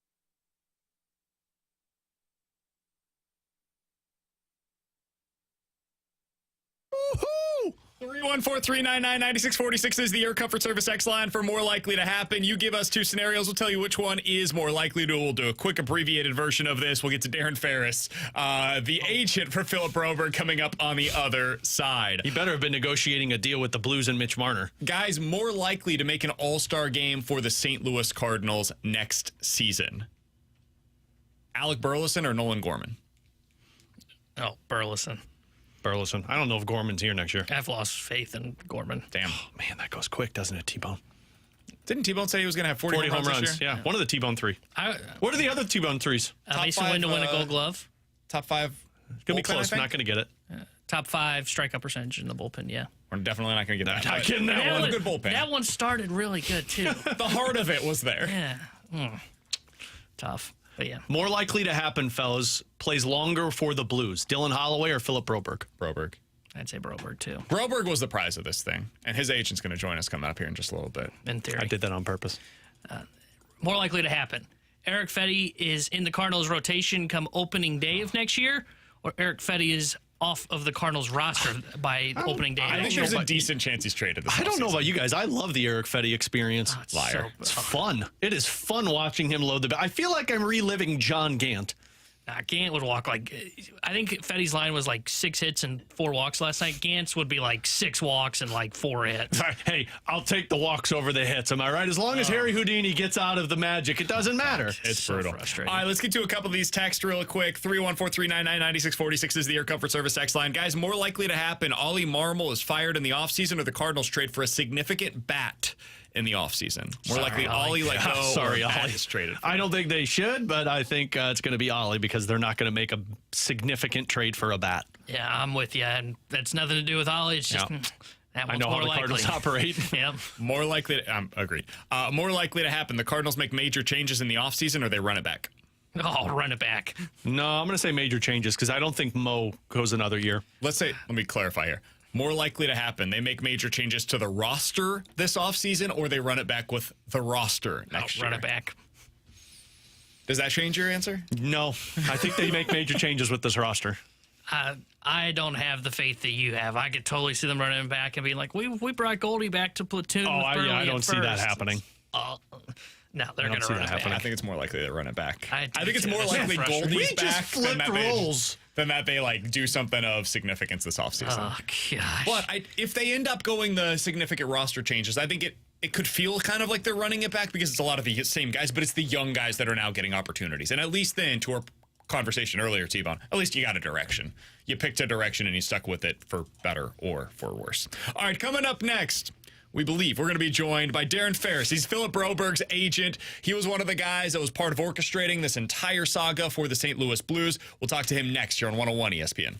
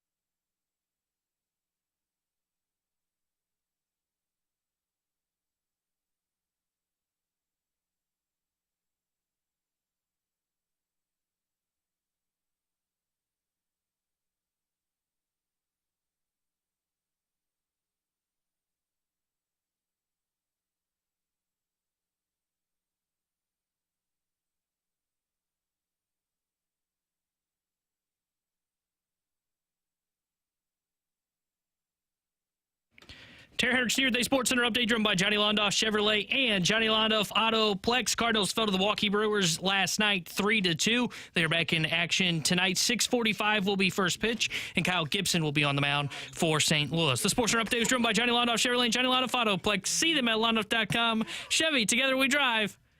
Are you kidding me?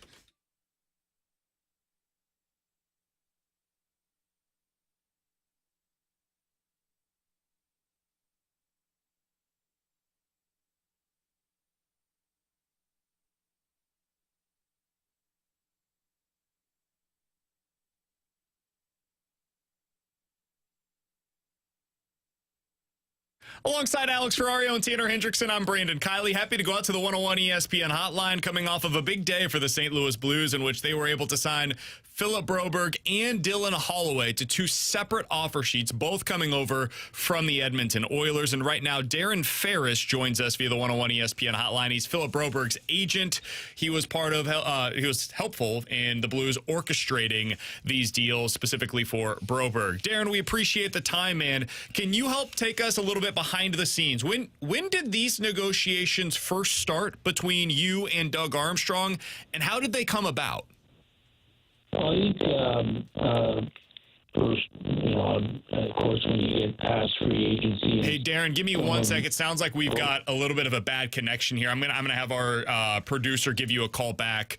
It sounded like Darren was a bit of a robot there, so I think that's something on our connection. We'll try to get Darren back on the line. AI interrupting again, unbelievable. I know yesterday, Alex, Doug Armstrong mentioned that the number one sticking point in these negotiations was the Blues not having their own second-round pick. Mm-hmm. They sent that out in the deal in which they sent Kevin Hayes out. There was a salary dump for them. That was the one that got you really angry. So at that point in time, I do wonder if this was something that was on their horizon, because you probably don't send out that second-round pick if you think this is a realistic possibility.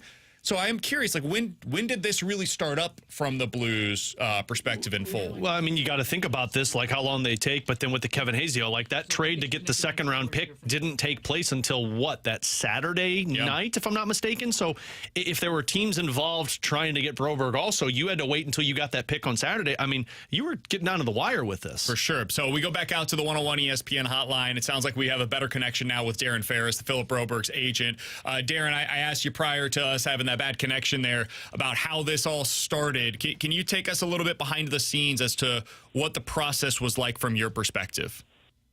Yes. So, once, of course, when you have RFAs, you're always looking for opportunities out there for players. And early on, I started calling around for, opportunities as far as offer sheets. I think every agent does that to see if there's an opportunity to have somebody provide one to their player, and especially in this case because Edmonton left itself so exposed, and so I was looking for one for Philip at the very beginning here, and then and had conversations with a few teams, and then Doug reached out about doing two guys as opposed to one. So it was Doug's creativity of making sure that, hey, you know what, at least you get one player if you did both. He was pretty astute. He is one of the best GMs in the league anyway, so he's pretty smart at understanding this game. and in this cap world, it's I think offer sheets when a team leaves itself exposed are fair game, and nobody should be slighted by it, and it probably keeps everybody fiscally responsible when it comes to their cap.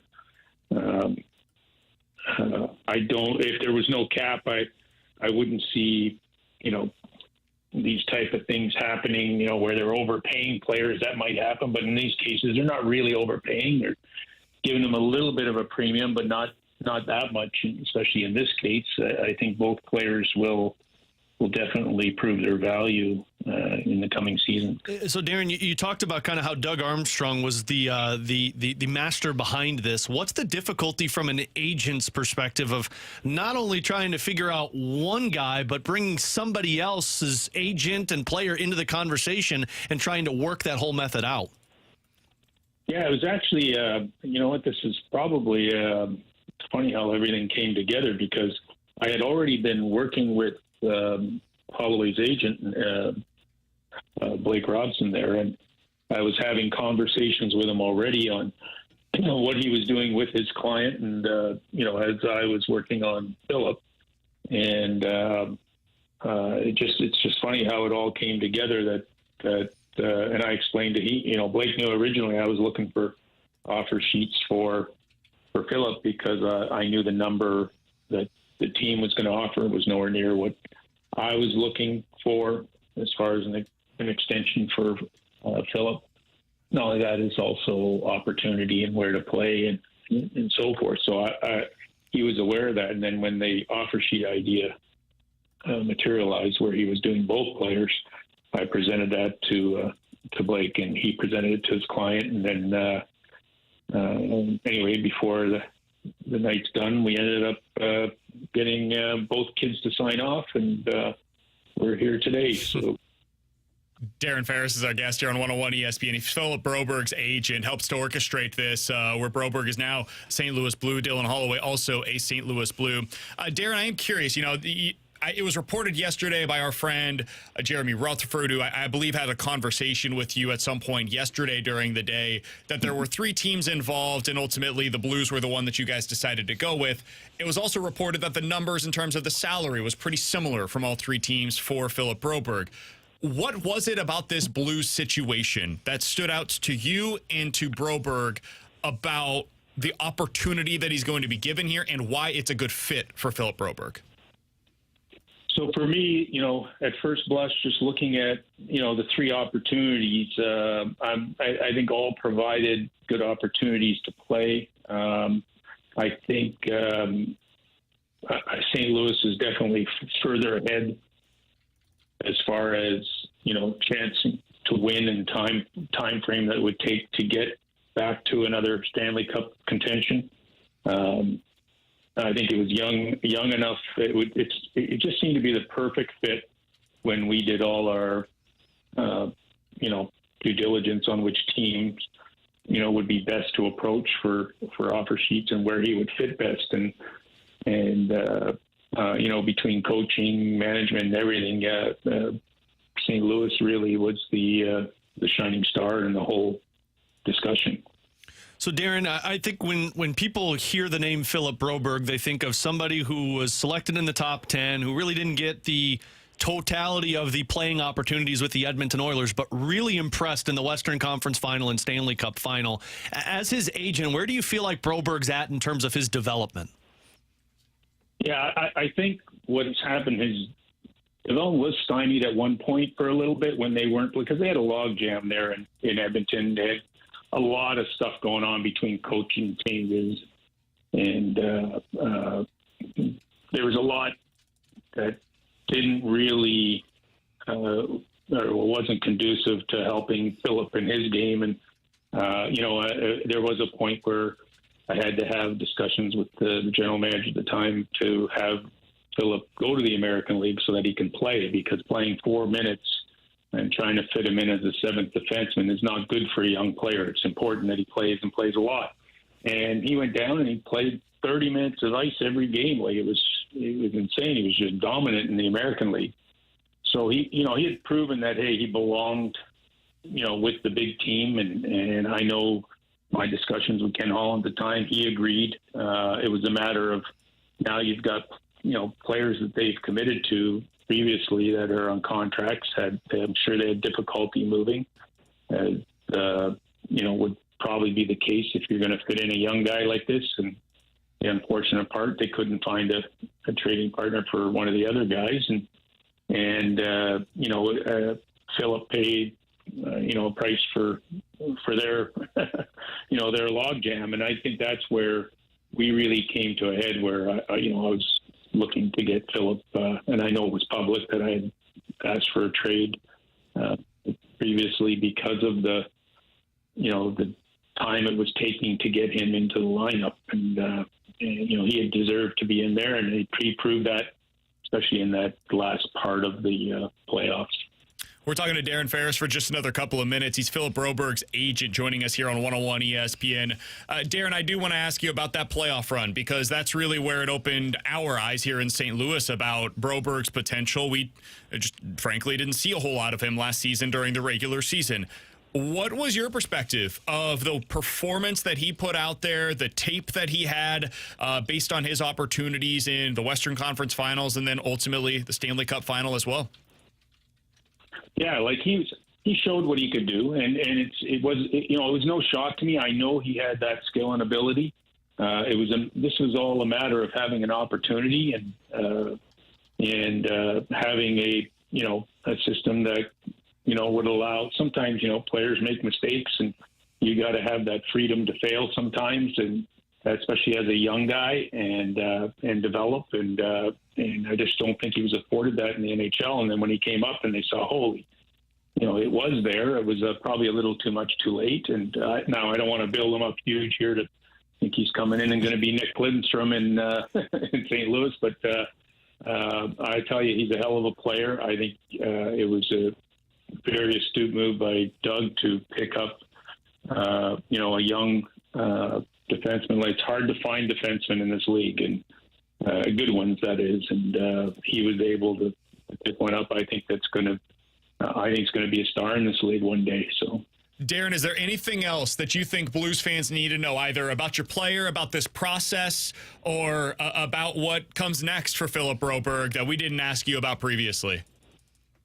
No, I think he's. You know what? You guys got a hell of a player. The team's on a great trajectory here to take another run at a cup eventually, and I think Doug's doing a tremendous job. I mean, I'd love, especially with free agents every year that I have coming up, you're always, looking for good organizations, for them to play in, and when it comes time, and you're always reaching out to them. And I think Philip landed in one. You guys are going to have an exciting player. Actually, both players. I've watched Holloway too, through my time watching Edmonton, and I think you got a hell of a player there as well. So I'm excited to see the season start and how these guys do. Well, Darren, I will just tell you this. If you like St. Louis as a destination, my co-host Alex Ferrario has talked about one of your other clients, Mitch Marner, for about 5 years now. So we don't have to say anything about that. I don't want to get anybody in trouble, but I just want you to know St. Louis has a free zoo. It's a great place to live, and Blues alumni really love staying in the area. So. Toasted ravioli, Darren. That's all I'm going to say. Toasted ravioli. If that fits into a conversation with Mitch, hey, enjoy it, all right? That's all we're saying around here.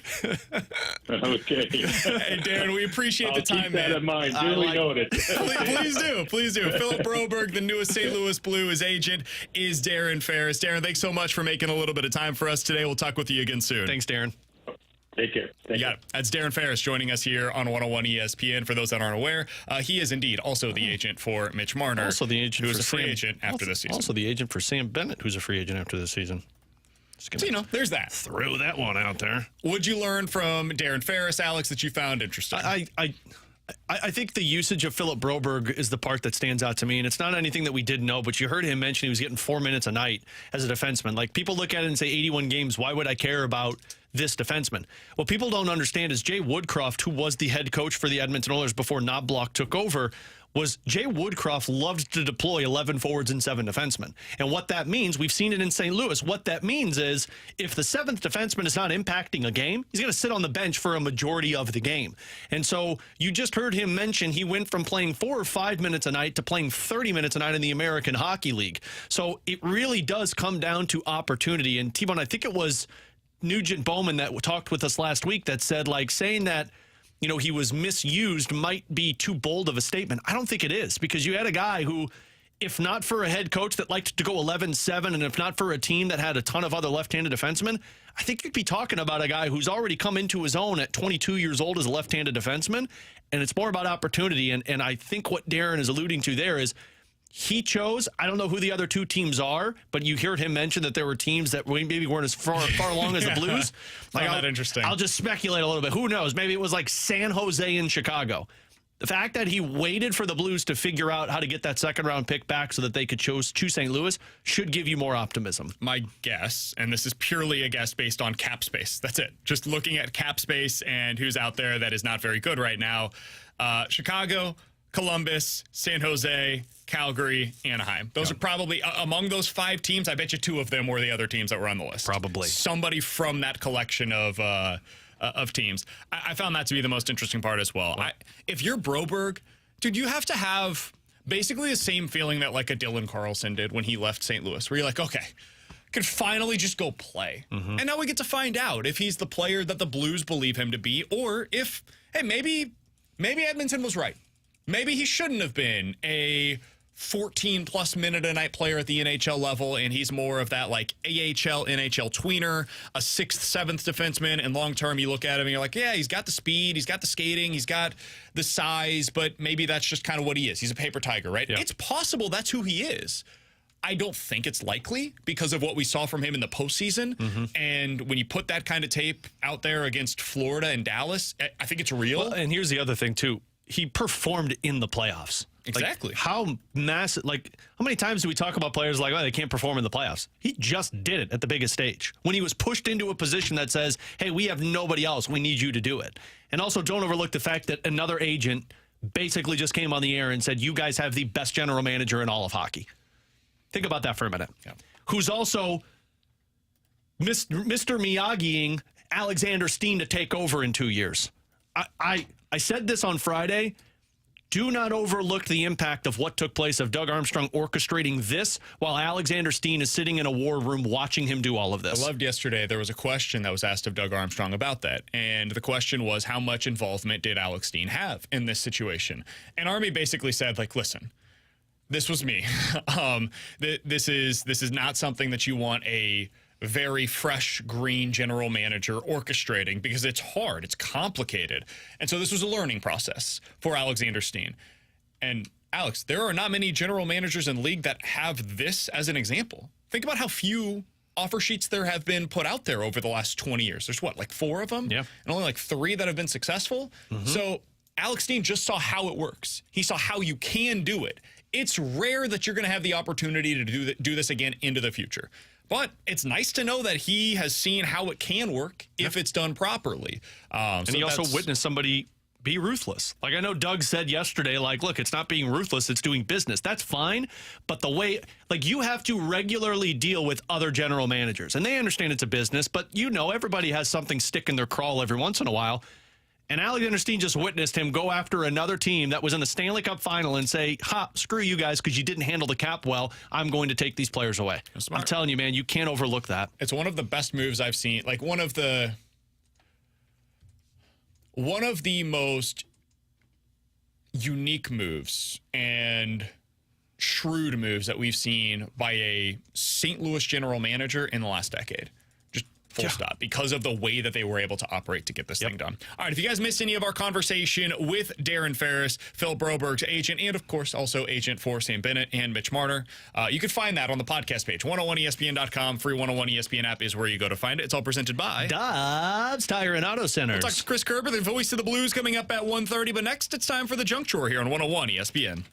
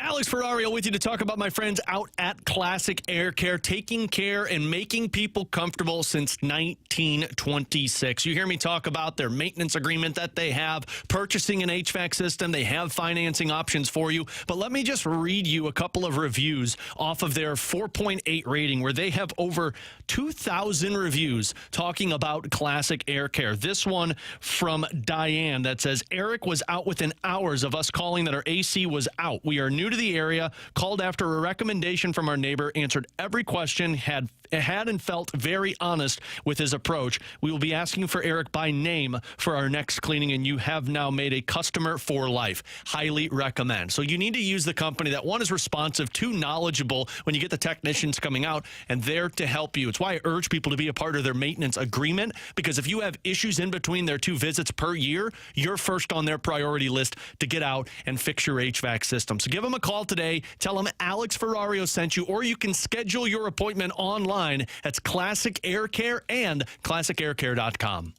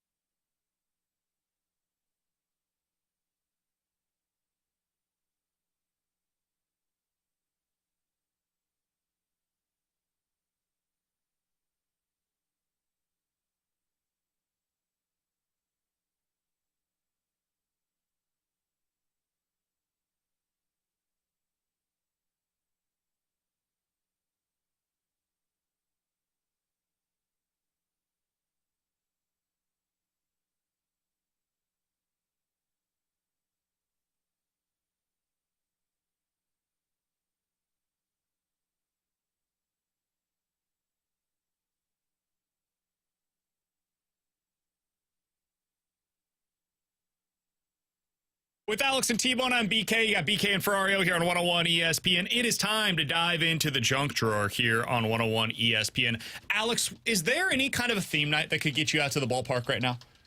Is there anything that you would immediately jump at and be like, all right, that got me? Because they're trying everything. Yeah, and they are trying everything. They've got this greatest show on turf theme package that they're going with right now. They've got the First Beer Fridays that they've got going, which is honestly, that's the thing that could get me. First beers on them. It's like $12. That's like when the Blues used to do free hot dog nights at the stadium. I remember that. The Come Grow With Us stage, it was you get free hot dogs and free nachos and free Pepsis. And as a 16-year-old, my dad and I were like, hell yes. Yeah, when I was little, that's what I grew up on with the Blues. Friday nights right now, $15 get you into the game. I think it's standing room only tickets, and your first beer is on them. You basically have a free ticket, man. I'll say if I wasn't a dad of 3 toddlers, I'd probably go for those First Beer Fridays because, like, I've got no other commitments. But, like, being a parent with 3 kids that I would be taking to the ballpark, it's going to take a lot for me to get to that ballpark. For if you're going off of theme nights. It's probably worth noting they only have one more Friday game the rest of the season at home. You know what? I might go to that one. September 20th against the Guardians. So we should all go to that game. We should go to that game together as a show. Oh, man. First beer's on us. Everybody that goes to the game, first beer's on Fine by BK me. and Ferrario. It's actually on the Cardinals, but the first beer's on us. No, correct yourself. First beer's on BK. Touche. T-Bone, is there a theme night that could get you out there right now? No. That would appeal to you? No shot. Has it passed already? They had that Friends theme night coming up, or a pivot special one. one with the pivot bobblehead. I was like, oh, that's kind of cool. That's probably looking. the closest to getting me at the. If you do an office themed night, I'd probably go. If I played pickleball a lot, I like the one they got coming up with the Padres where they're giving away the pickleball paddle. I think it's the cover for it, if I'm not mistaken. Like that one, maybe. Sure. But like for the most part, there's not a lot of theme nights that's like get me super excited. Yeah, I'm just not like a merchandise kind of guy, I guess. So it's hard to say like a theme night would pull me into a game, you know? When you go as a media member on Sundays, especially, they bring around all of the different paraphernalia. When I was that they've working had for that are giveaways KMOX, that are left over. doing pre and post, I'd come home every night with one, and I'd be like, Katie'd be like, what is this? And I'd be like, they give them away. So the other night, they had their fanny pack. I was like, oh, Carol probably You want are this. so a fanny pack guy. I would do a fanny pack. Yeah, I you're got a no fanny problems pack with guy. that. Yeah. You were totally Going Alan down from to The Disney Hangover. World, put a fanny pack You guys ready to on. let the dogs out? What? You know, ooh, let the dogs out. I do like their golf night that they've got. They've golf got a hat? hat going on. That's a good one. That's a good one. I might go to that. Tuesday, August 27th against the Padres. You got a fun game, fun team, golf night. Okay. Golf's not about dressing the way that you need to look, though. It's about skill. Is it? Yeah. Oh, I don't have that. So Me that's neither. not good for me. Yeah. Anyway, so the fanny pack. I thought Carol probably liked this. I got home. She was like, "Can we just throw this away?" I was like, "Come on, man! I did something good for once." If we're going to this game with the Guardians, don't wear that, please. Oh, totally The wear fanny the fanny pack? pack. Don't- wear the Oh, I fanny should pack. do that. No. Wear the fanny pack. There should be a BK and Ferrario night at the ballpark. Just going to throw that out there. That would probably throw draw out the about the first same pitch. amount He of wears fans. his conductor. I'd do it. I know you would. I'll get a custom. My wife will make a custom-made conductor hat for me if we get a BK and Ferrario night at the ballpark. I'm just putting it out there. The fans just need to let the Cardinals sales team know where there needs to be a BK and Ferrario night at the Yeah, ballpark. let the people know. Yeah, they're clearly Send them an searching for email. stuff. Send they them a need help. sternly worded email how disappointed you are. Watch the tone, though. Otherwise, that it really is a and BK Ferrario night. has not No, had there should a be theme tone night in it. just yet. That's true. Who Technically, do you think would catch our first pitches? It would have three guys. Because like Taylor the Motter, other- they'd sign him as an extra to come out and catch one.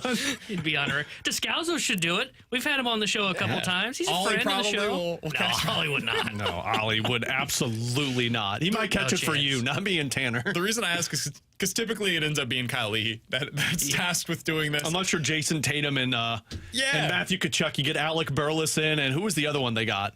It was a big name, wasn't it? Was it Gorman? No, it wasn't Gorman. It was a. I don't remember who the other one. forgot who it Burley. was. Oh, it was Helsley. Yeah, that's Helsley what was it That's the other right. one. Yeah.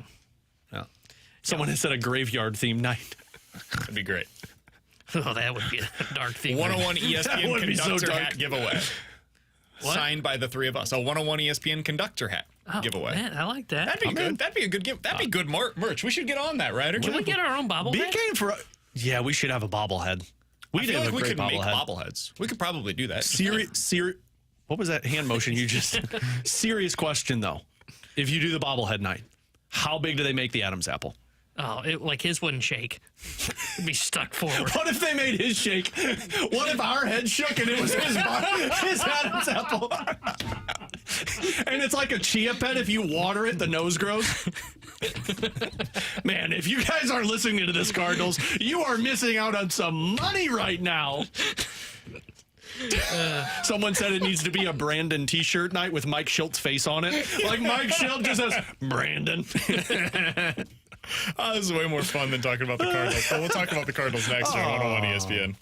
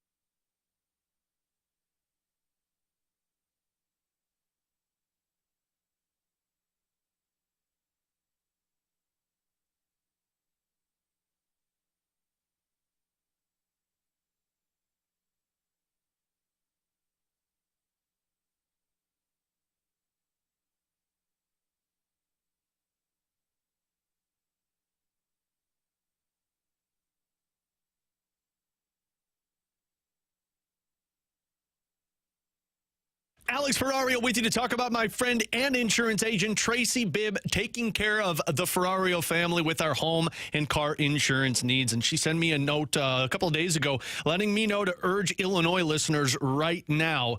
It's a hard insurance market, which means a lot of companies are seeing the rate pressure, and so those rates are going up. The companies are also canceling people who have past accident histories. So if you are with Allstate, you can make sure you're getting better rates and can write coverage for more situations, even if other companies aren't willing to write that for you. So if you're in Illinois right now and you've had issues with your car insurance or issues with your home insurance of prices going up, then it's time to call Tracy today and have her help you walk through the insurance whole process. She'll give you a free non-committal quote. Super simple with Tracy. She's always available for you, which I think is the most important factor when it comes to your insurance agent. Make sure you get a hold of Tracy today. Tell her Alex Ferrario sent you. That's 314-328-4260. Once again, 314-328-4260. It's no fib. You're always in great hands with the Bib.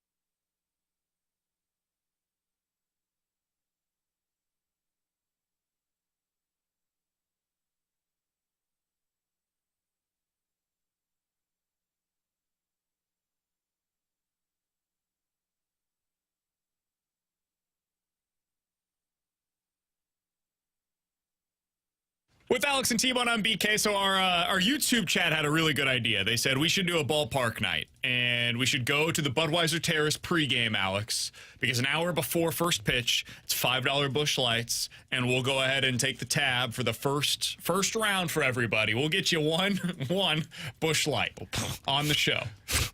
And we should do that. We should go to the game against the Guardians. It's the final homestand of the season. It's the final. I drop right with my credit card. Coming up next on Deep Pockets and Ferrario. Jesus. You know I have 3 kids at home, right? Yeah, it's all right. T-Bone's going to take care of us. Oh, okay. Well, yeah, we're good then, T-Bone. He's got us. All right. Well, it's T-Bone night at the ballpark. We should do that. That September 20th game gives us all plenty of time to prepare for it. I'm all about the people, so I'm in. Let's do this. That's what I've always said about I'm bringing Alex all 3 Ferrario. of my kids to that, by the way. I'll bring Luca. And we'll bring T-Bone. T-Bone could be the 6th kid that comes. Yeah, okay. I think we could all have a good time together. I think we could have some listeners meet us up there. I think we need the graveyard. Be great. And I'm including our Air Comfort Service text line in this graveyard conversation. I think the graveyard needs to push and urge the Cardinals into making a BK and Ferrario night. I think we could probably try to do that, but more likely, I hope the Cardinals will be able to figure out what they're like. We could hold our own get-together with Cardinals fans and the listeners of the show, and we could all meet together. And hopefully the Cardinals will be like, man, now why did we suddenly get a 40,000 payout on a random game on a Friday late in September? BK and Ferrario night, baby. It must have been fanny pack night. And then they'll realize, because BK was paying for 10,000 Busch Lights. The Budweiser Terrace, man, that place is packed. The entire Busch Stadium attendance just rolls over, and BK's like, oh, Oh, I have put myself in a pickle. All right, we'll see what we can do on that. I do think we should try to get something together. But as we prepare for that, the Cardinals are also preparing for their roster. There's changes that are coming. Alex, yesterday, at the very beginning of John Mozeliak's media availability with reporters out there at Busch Stadium, he was asked about, hey, why make these moves now? Why make the move with Brandon Crawford? Where you DFA him, send Jordan Walker down? What's going on here? And he said, hey, listen, we're going to have some changes that are coming for our roster. Some of that is Riley O'Brien, Steven Matz, Lance Lynn is coming back sooner rather than later, and they needed the flexibility to be able to make those moves. That's fair. What do you think this is going to look like, Alex? Like, are we just... Is it just the guys that are getting healthy that are coming back to the big league level? Is there something more to it than that? What are you anticipating with between now and, let's say, September 1st, when the rosters expand? What kind of moves are you anticipating? I don't really know. Like, if I were to just speculate with this, I would say, like, maybe you see a couple of these guys that are on the rehab make their return. Maybe you see a couple of guys shift around. I don't foresee any, like, players that get people excited brought up before that September 1st. Like, I don't see a JC getting another opportunity, or a Jordan Walker, or even any of these young pitchers. I mean, I think maybe you get an Ivan Herrera brought up to add some more offensive punch. You know, maybe Fermin is back. Maybe you see Matz and Lynn return and they go into the rotation. But between now and then, it still feels like the Cardinals are living in this land of, we can still compete. And I don't know how much you're bringing up the guys that, if Mo's mindset is these guys need to play when they're up here, until September 1st, when, like, they come to the realization that they're not in this anymore, I think you're going to see maybe a couple of veterans return, and that's about it. Yeah, I don't fully know what the plan's going to be for, like, Matz and Lynn. Like, I know they've talked about a 6-man rotation. Honestly, you know what? Fine. I'm not even going to... Just don't put Palante back in the minors. That's all I care about. I think he'll be up here. And, like, I was wondering, like, okay, is he getting close to, like, maybe an innings limit? Nah, he's going to be good. Like, the most innings he's thrown was back in 2022 at 108. Right now, he's sitting at... right around like 95. So if you want him to get to about 128, 130, he'll get there. That's why I just don't know what the plan is for Matt's. Okay, add him into the rotation. Well, then what's the plan with Lynn? That's the one that I just don't really understand. But I think they're going to go Lynn in the rotation and Matz as the piggyback with him. That's my assumption. That would make sense. I could get that. But I don't want to see them, like, send down Kyle Leahy. And, look, I understand Kyle Leahy's not, like, a end-all, be-all for the Cardinals roster. But we're at the point where you're playing the kids. And you know what Kyle Leahy is for you next year? He's a perfect guy that's going to ride the shuttle between Memphis and St. Louis.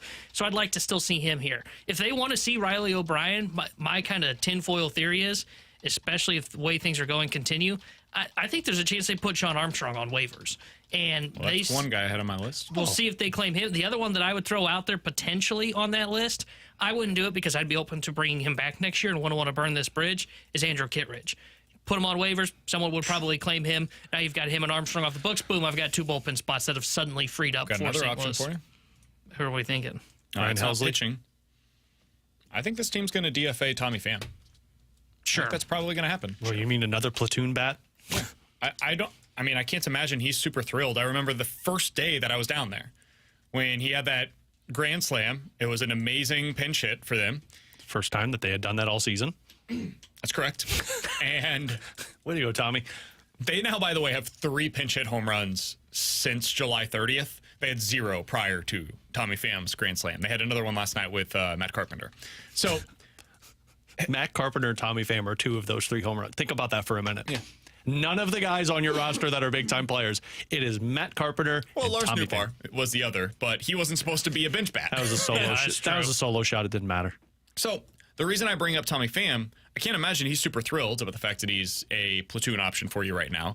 And if they're going to get some of these young guys opportunities, guys, look at the roster right now. Tell me who you're sending down. Like, if you want Thomas Saggese to get some reps down the stretch, what's the move? Because it's very clear they're not going to DFA Matt Carpenter. They're just not going to do it. Whether that's right or wrong, they're not doing it.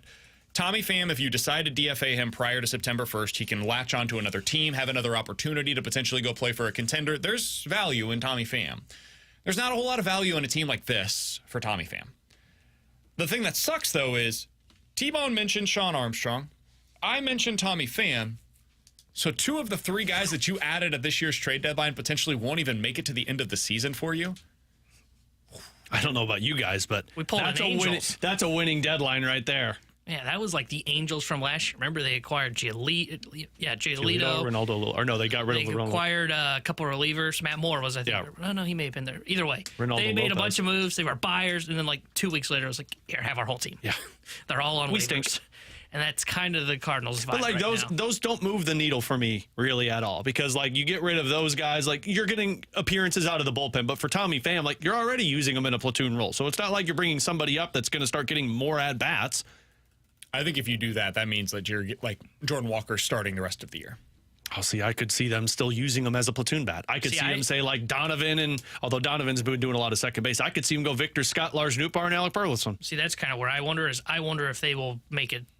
Donovan goes to left, and Gorman now becomes the everyday second baseman, and just prove it right now. Yeah. Or in maybe what they could do, but I don't know where you come up with the roster spot. Carp could fake another injury. I think. Did you see that slug last night? Thomas Sajaci, if you brought him up, Sure, you could everyday platoon, second baseman. whether he's the everyday second baseman or you platoon him with Gorman, one or the other. Like I think that's kind of where you're looking at that, and maybe Sajaci ends up taking Baker's spot on the roster. That's probably who you send down. You don't have really a role for him.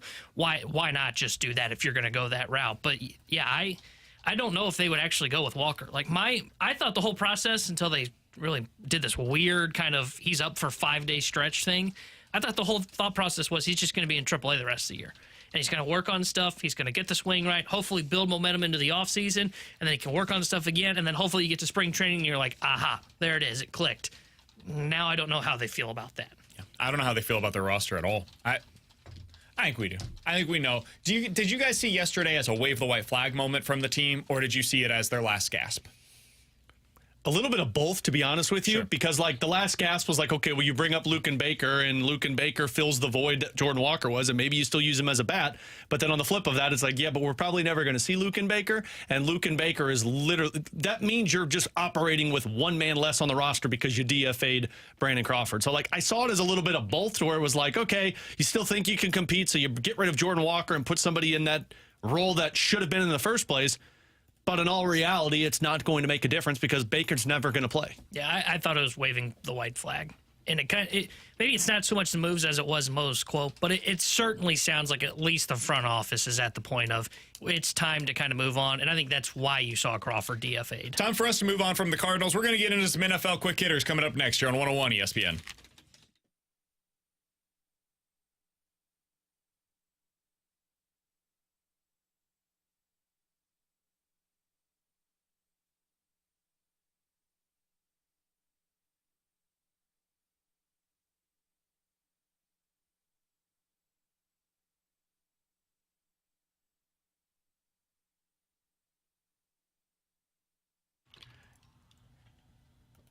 Hey, it's BK for my friends over at Victory Men's Health. They have unlocked My Inner Champion, and they can do the exact same for you. I was talking to my wife about this when I got home the other day. There would be times previously where I would get home and I'd just be sluggish. I wouldn't want to go out on my run. I'd be tired. I'd just lay down and honestly just take a nap.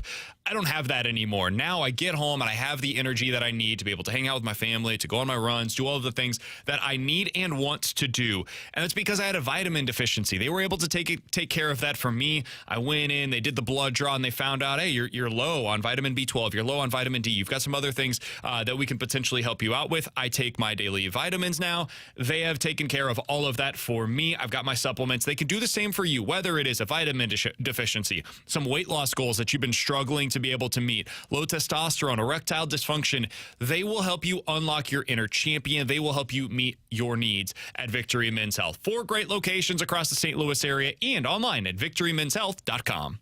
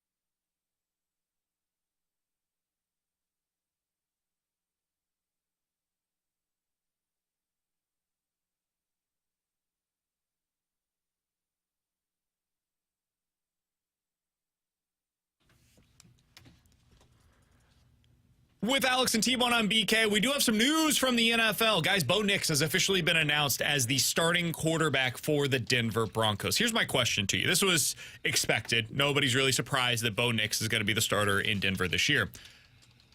How many wins do you think that the Denver Broncos finish with this season? Last year, with a horrible quarterback situation, we would all agree, they finished with 8 wins on the year. How many do they get to this year, Alex?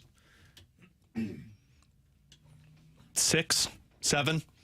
I mean, when you have a rookie quarterback, I don't see you having success. I see you kind of being in the middle, if not taking a step backwards. And I mean, like, their roster, like, sure, Bo Nix has looked good in preseason games, but like their roster overall doesn't really get me all excited about what they could look like. They have some good playmakers in certain areas, but I think you're probably talking about somewhere between 6 and 8 wins. I would agree with that. I would say I'll go 7 will be where they'll finish at. I think Bo Nix, I understand it was preseason. It was impressive the way he kind of was able to go through his reads, move the ball up and down the field. I think he scored in, 6 of 7 or 7 of 8 possessions that he led the offense out for. I think, to your point, you will see as a rookie, you're going to see some ups and downs with him, especially because I don't think he's like an elite talent like a Caleb Williams potentially. No. But I think you could see them being a 7-win team. And you said their number was, 8 last year? Yep. You'll leave this year feeling way better about them as a whole than he did last year. I'm going to say 6. I think they're going to be really bad. That being said, I think they're going to be one of those teams that ends up winning a couple of games that you don't expect them to because of the way that they're going to play. They're just going to run the football a ton. They're going to try to limit the opportunities for Bo Nix. They're going to throw everything close to the line of scrimmage.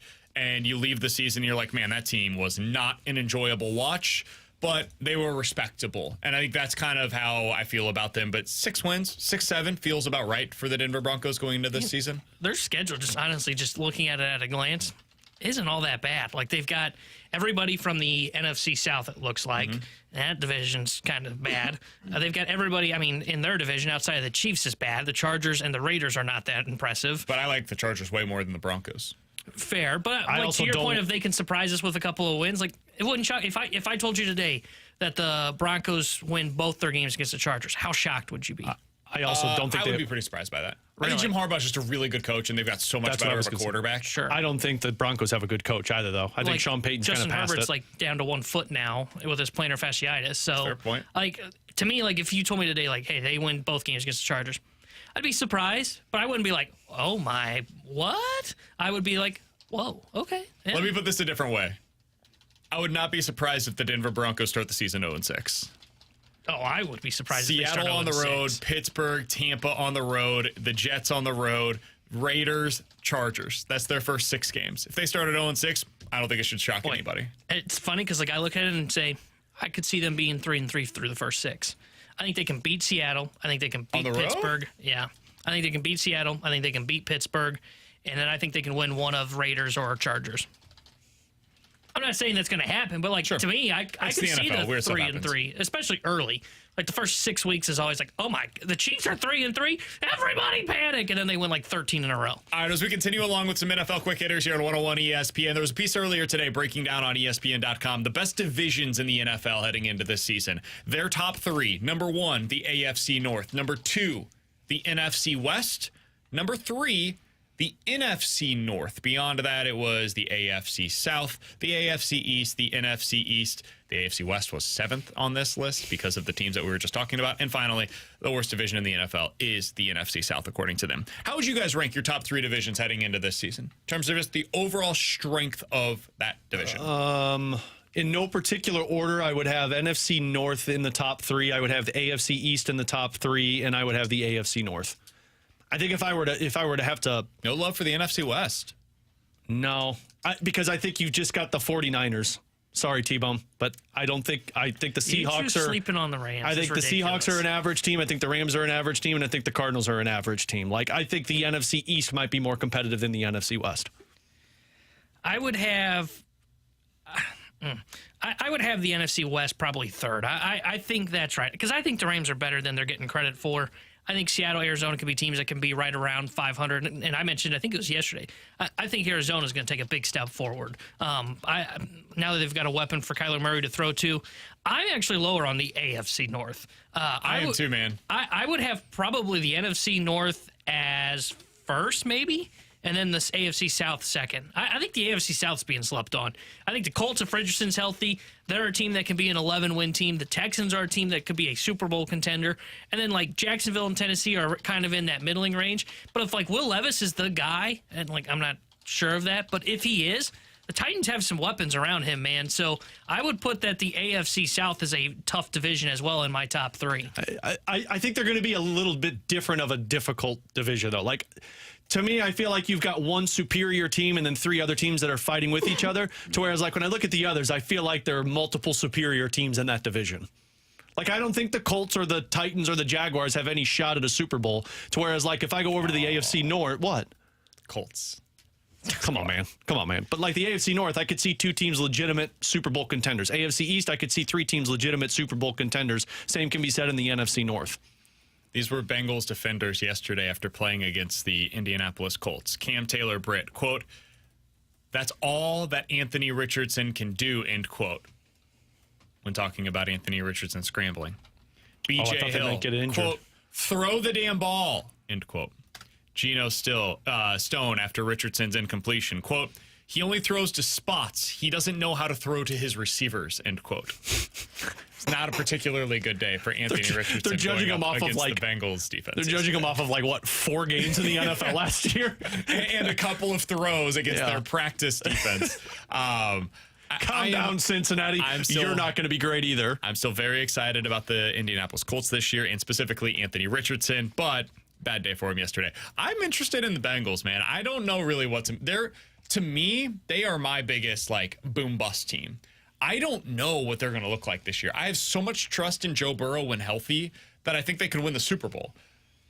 And I have so much fear that Joe Burrow is not going to be healthy that I think they could end up finishing like third in the division with 8 wins this year, and it shouldn't shock anybody. That defense is not very good. They really lack talent on that side of the ball. The offensive line is a huge question mark. They still do not have Jamar Chase in camp right now because he's got the holdout situation with his contract. T. Higgins doesn't have a contract beyond this season. They don't have a clear number 1 running back going into the year. And again, Joe Burrow still is not throwing more than 3 days in a row at training camp. Some legitimate question marks about the Cincinnati Bengals. Got a text. Cincinnati not going to be great. Stick to hockey, Alex. I'll save that tweet, or I'll save that text for the end of the season when Cincinnati's barely pushing for a playoff spot. They might win the Super Bowl this year. That is very much in play because of Joe Burrow and the way that offense runs when he's healthy. If the guy isn't right, they could lose 10 games. Well, if Jamar Chase decides to hold out. Yeah, we'll see. That I don't have a whole lot of fear I on. think a lot of those are going to end like Labor Day weekend. I think we'll see a lot of that come to an end sooner rather than later. All right, he's Alex Ferrario, that's Tanner Hendrickson, and I'm Brandon Kiley. Those are your NFL quick hitters here on 101 ESPN. Coming up next, we're talking to Chris Kerber, the voice of the Blues, here on 101 ESPN.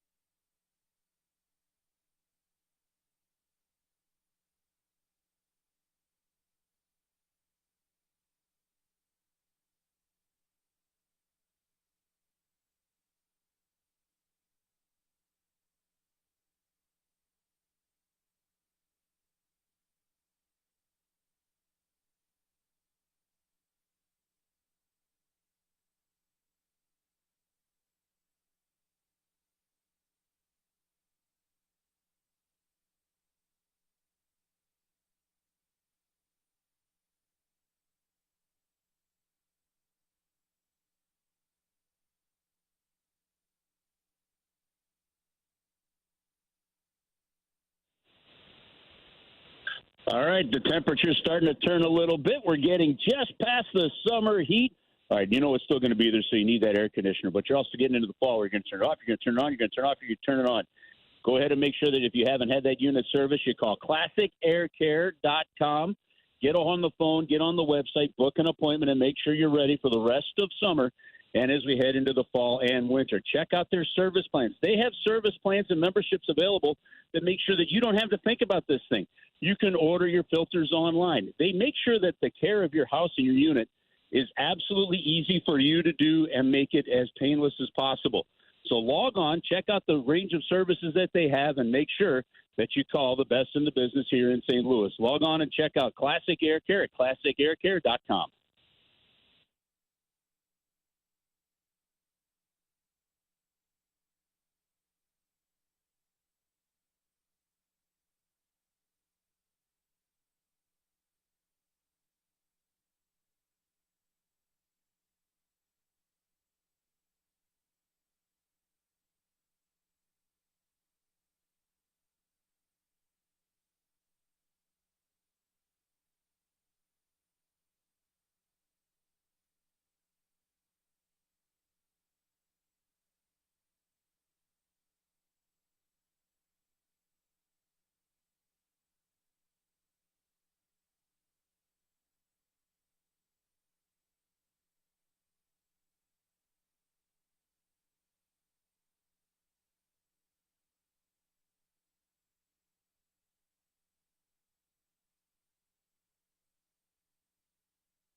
Terry here at the Sports Center update brought to you by Saliga Heating and Cooling. The Cardinals will be back in action tonight, 6:45 against the Milwaukee Brewers. Kyle Gibson will be on the mound for St. Louis. The news out of the NFL, the Denver Broncos have announced that Bo Nix will be their starting quarterback in Week 1. The Sports Center update is brought to you by Saliga Heating and Cooling, an independent American Standard heating and air conditioning dealer.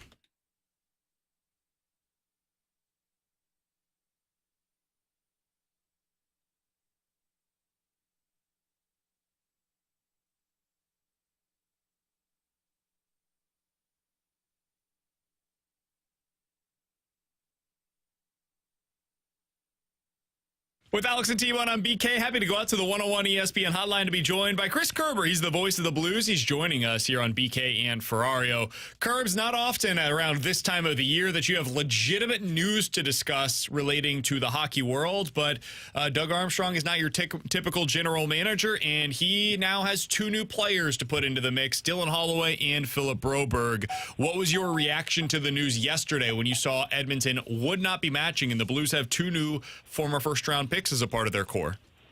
You know what? Going back a week, so I'm honest with people about and not doing the revisionist history thing. I thought initially that the chances of them matching one, if not both, was pretty likely because that's the history of these things, right? But then they started making the trades that they made, and it wasn't that they traded Cody Ceci and just cleared cap space, but they get Ty Emberson back. And then the trade with Vancouver is the one that really opened my eyes when they traded and got Podkolzin. And I went, man, they're actually getting replacements here that are more cost efficient. And the one thing that over the course of the week really started to lead me to think that there's a good chance that they weren't going to match either one of them is if you look at where the Edmonton Oilers were, you know that they're going to need some help at some point in time during the season.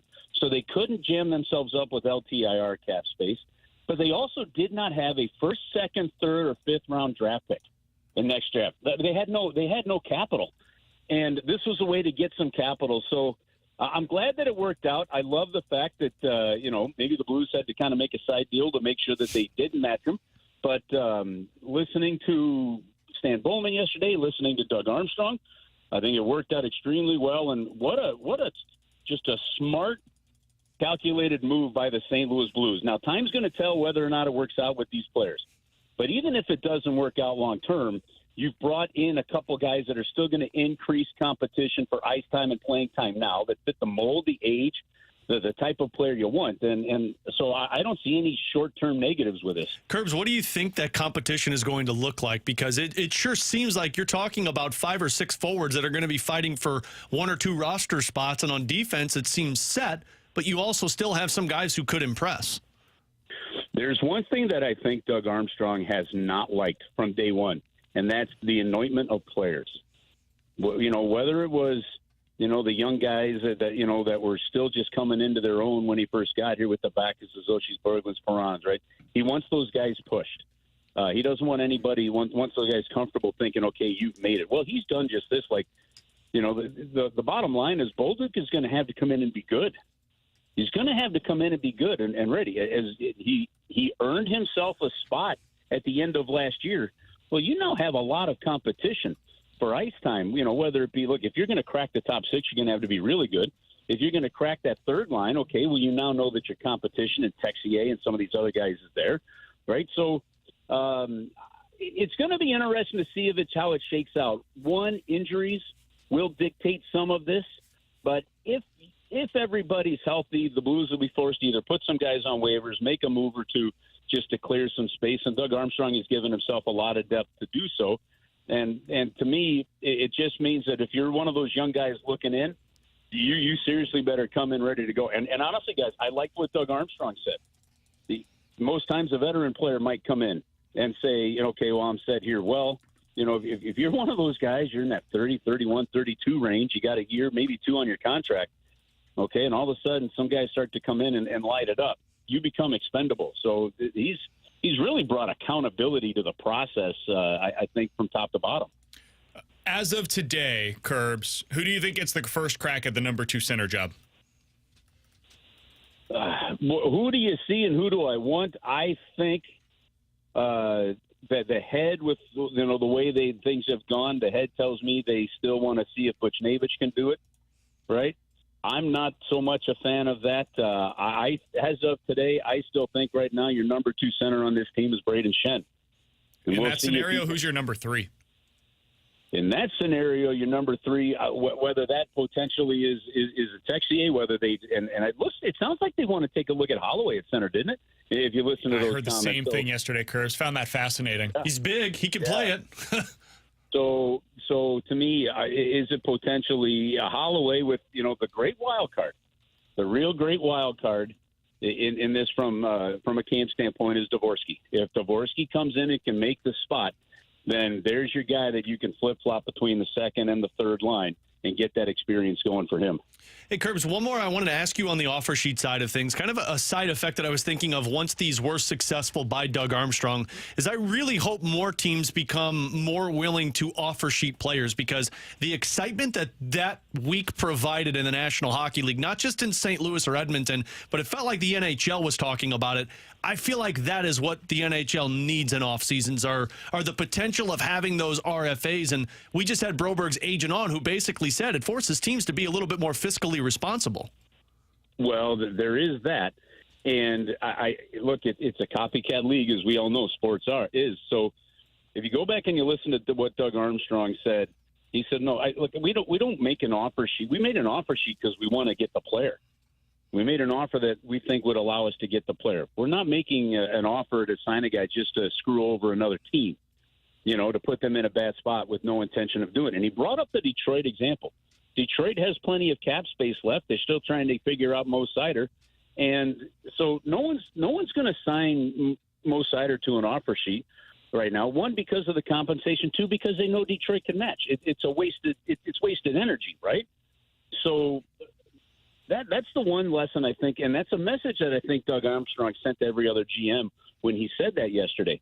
Now, guys, a lot of people have asked, well, okay, does this open up the revenge factor? Does Edmonton try to do this next year to neighbors, et cetera, et cetera?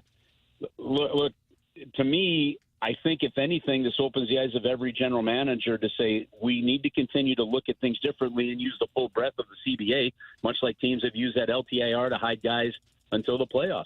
As long as it's legal, you got to do it. So I agree with you, Alex. In talking to a couple of players, they're excited about it. One aspect of this that wasn't talked about a lot during the last week was look at the contracts that 2 guys that were kind of in a jam spot with the Edmonton Oilers just signed. I think from a player standpoint, they find it exciting too. So there is a lot of positives beyond just the kind of fan interest aspect of this. Kerbs, we appreciate the time as always, man. Certainly looking forward, and intrigue for training camp just ramped up that much more. So we'll look forward to talking with you as we get closer and closer to the start of camp. Thanks for the time as always. We'll talk with you again next week, my friend. All right, guys. Have an awesome rest of the week. Cheers. See you, Kerbs. Got it. That's Chris Kerber, voice of the Blues, joining us as he does each and every Wednesday here on BK and Ferrario. Coming up next, we're going to hit the rewind here on 101 ESPN.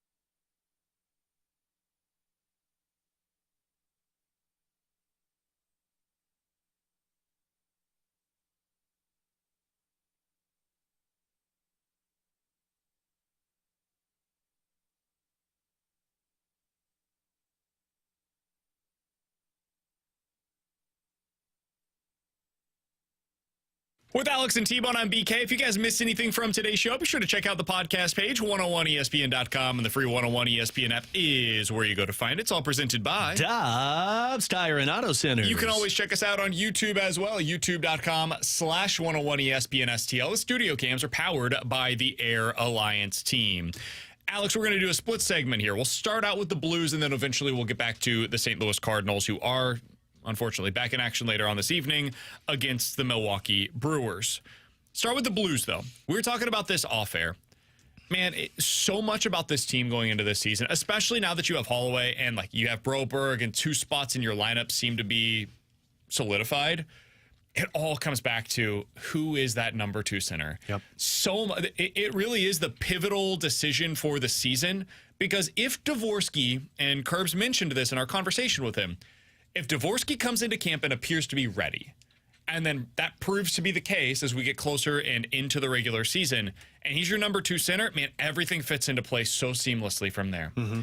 If he doesn't, and now you're kind of trying to finagle things, and you've got Busch maybe at center, Holloway trying to figure it out, Texier trying to figure it out, like things become a little bit more topsy-turvy. Mm-hmm. That number 2 center position is the one, to me, that can unlock what the real potential is for this team. Even if that's not like a Stanley Cup contender, maybe if Dvorsky is the player they think he is already, maybe they can be more competitive and more likely to be a playoff team than what I'm currently giving them credit for. I mean, that's the way they hit their ceiling this year, because the other side of the coin with that is if Dvorsky doesn't make it, I truly believe what Kerbs believes. The Blues are probably going to do Buchnevich at center, and I just think that's detrimental to their upside, because now you're taking a potential 40-goal scorer off of the wings to play him at a center position, who he does create offense, but now my chemistry of a top potential line is not there anymore because I don't have Pavel Buchnevich as a winger. And we've seen the best of Pavel Buchnevich when he has been told you're playing one position, you're a left winger for us, and you go out there and you dominate that position. And honestly,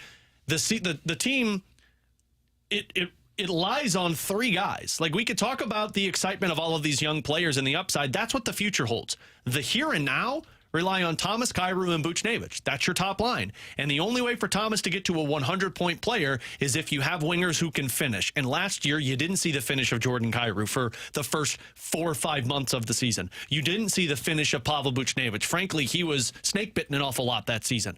You keep those guys at the wing, and you tell Pavel Buchnevich, you are Robert Thomas's number 1 winger.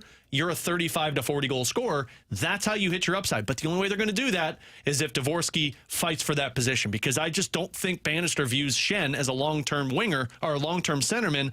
Although I would disagree with it. I think Schenn's issues at the center position have been more so doing too much because your wingers aren't providing what you need them to. T-Bone, I want to get your thoughts on this, but somebody from the 618 said, guys, why did we add all these middling wingers if we need a number 2 center? Because eventually they want that job to be Dvorsky. Yeah, you're not clogging that hole like Doug Armstrong has talked Just about. like why the Cardinals didn't go out and sign a shortstop for 2 years because they didn't want to clog that spot for a win. You're not taking away Dvorsky's opportunity because we don't know. He might have a good camp, but he needs a little growth. He goes to the minors for 2 months, and then by December, we're talking about him being your number 2 or number 3 centerman. Yeah, their goal is for him to be this number 2 center by the end of the season, and we don't know if that's going to eventually happen, but they're also not competing. The one place where I think it's a little different than the Cardinals is the Cardinals were also trying to contend in that moment. The Blues they're okay with the fact that, hey, we're not going to be a Stanley Cup contender this year. They're readily, openly admitting that. And so if you don't have a number 2 center, it makes it really hard to be able to win a cup, but they're not trying to compete for a cup right now. Let's go ahead and leave that open, use that salary cap space elsewhere.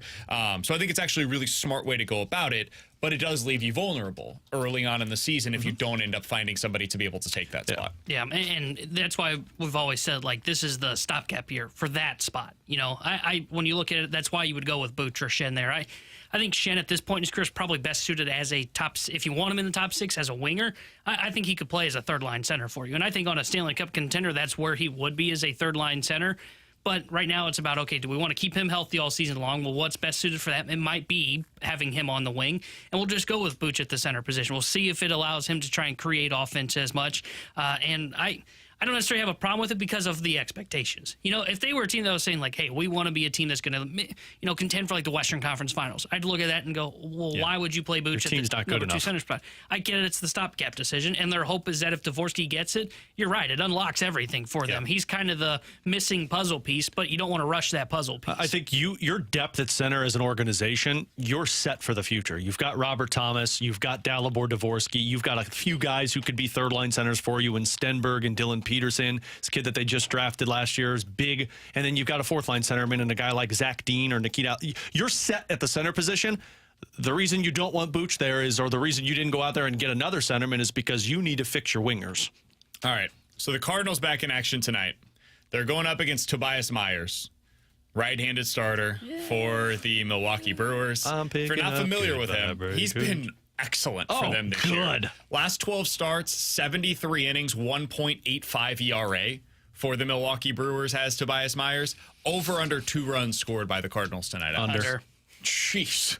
My God. I think I'm going to think that this team barely found a way to score 2 runs last night. And Frankie Montas, who has not been good really all season, shut down that lineup and was just dealing. Let's do a bold statement right here by your boy Alex Ferrario, because people already love me for how much I don't like the Cardinals right now. I don't know if this Cardinals team scores more than 3 runs more than twice before they play the Brewers for the second time in a game.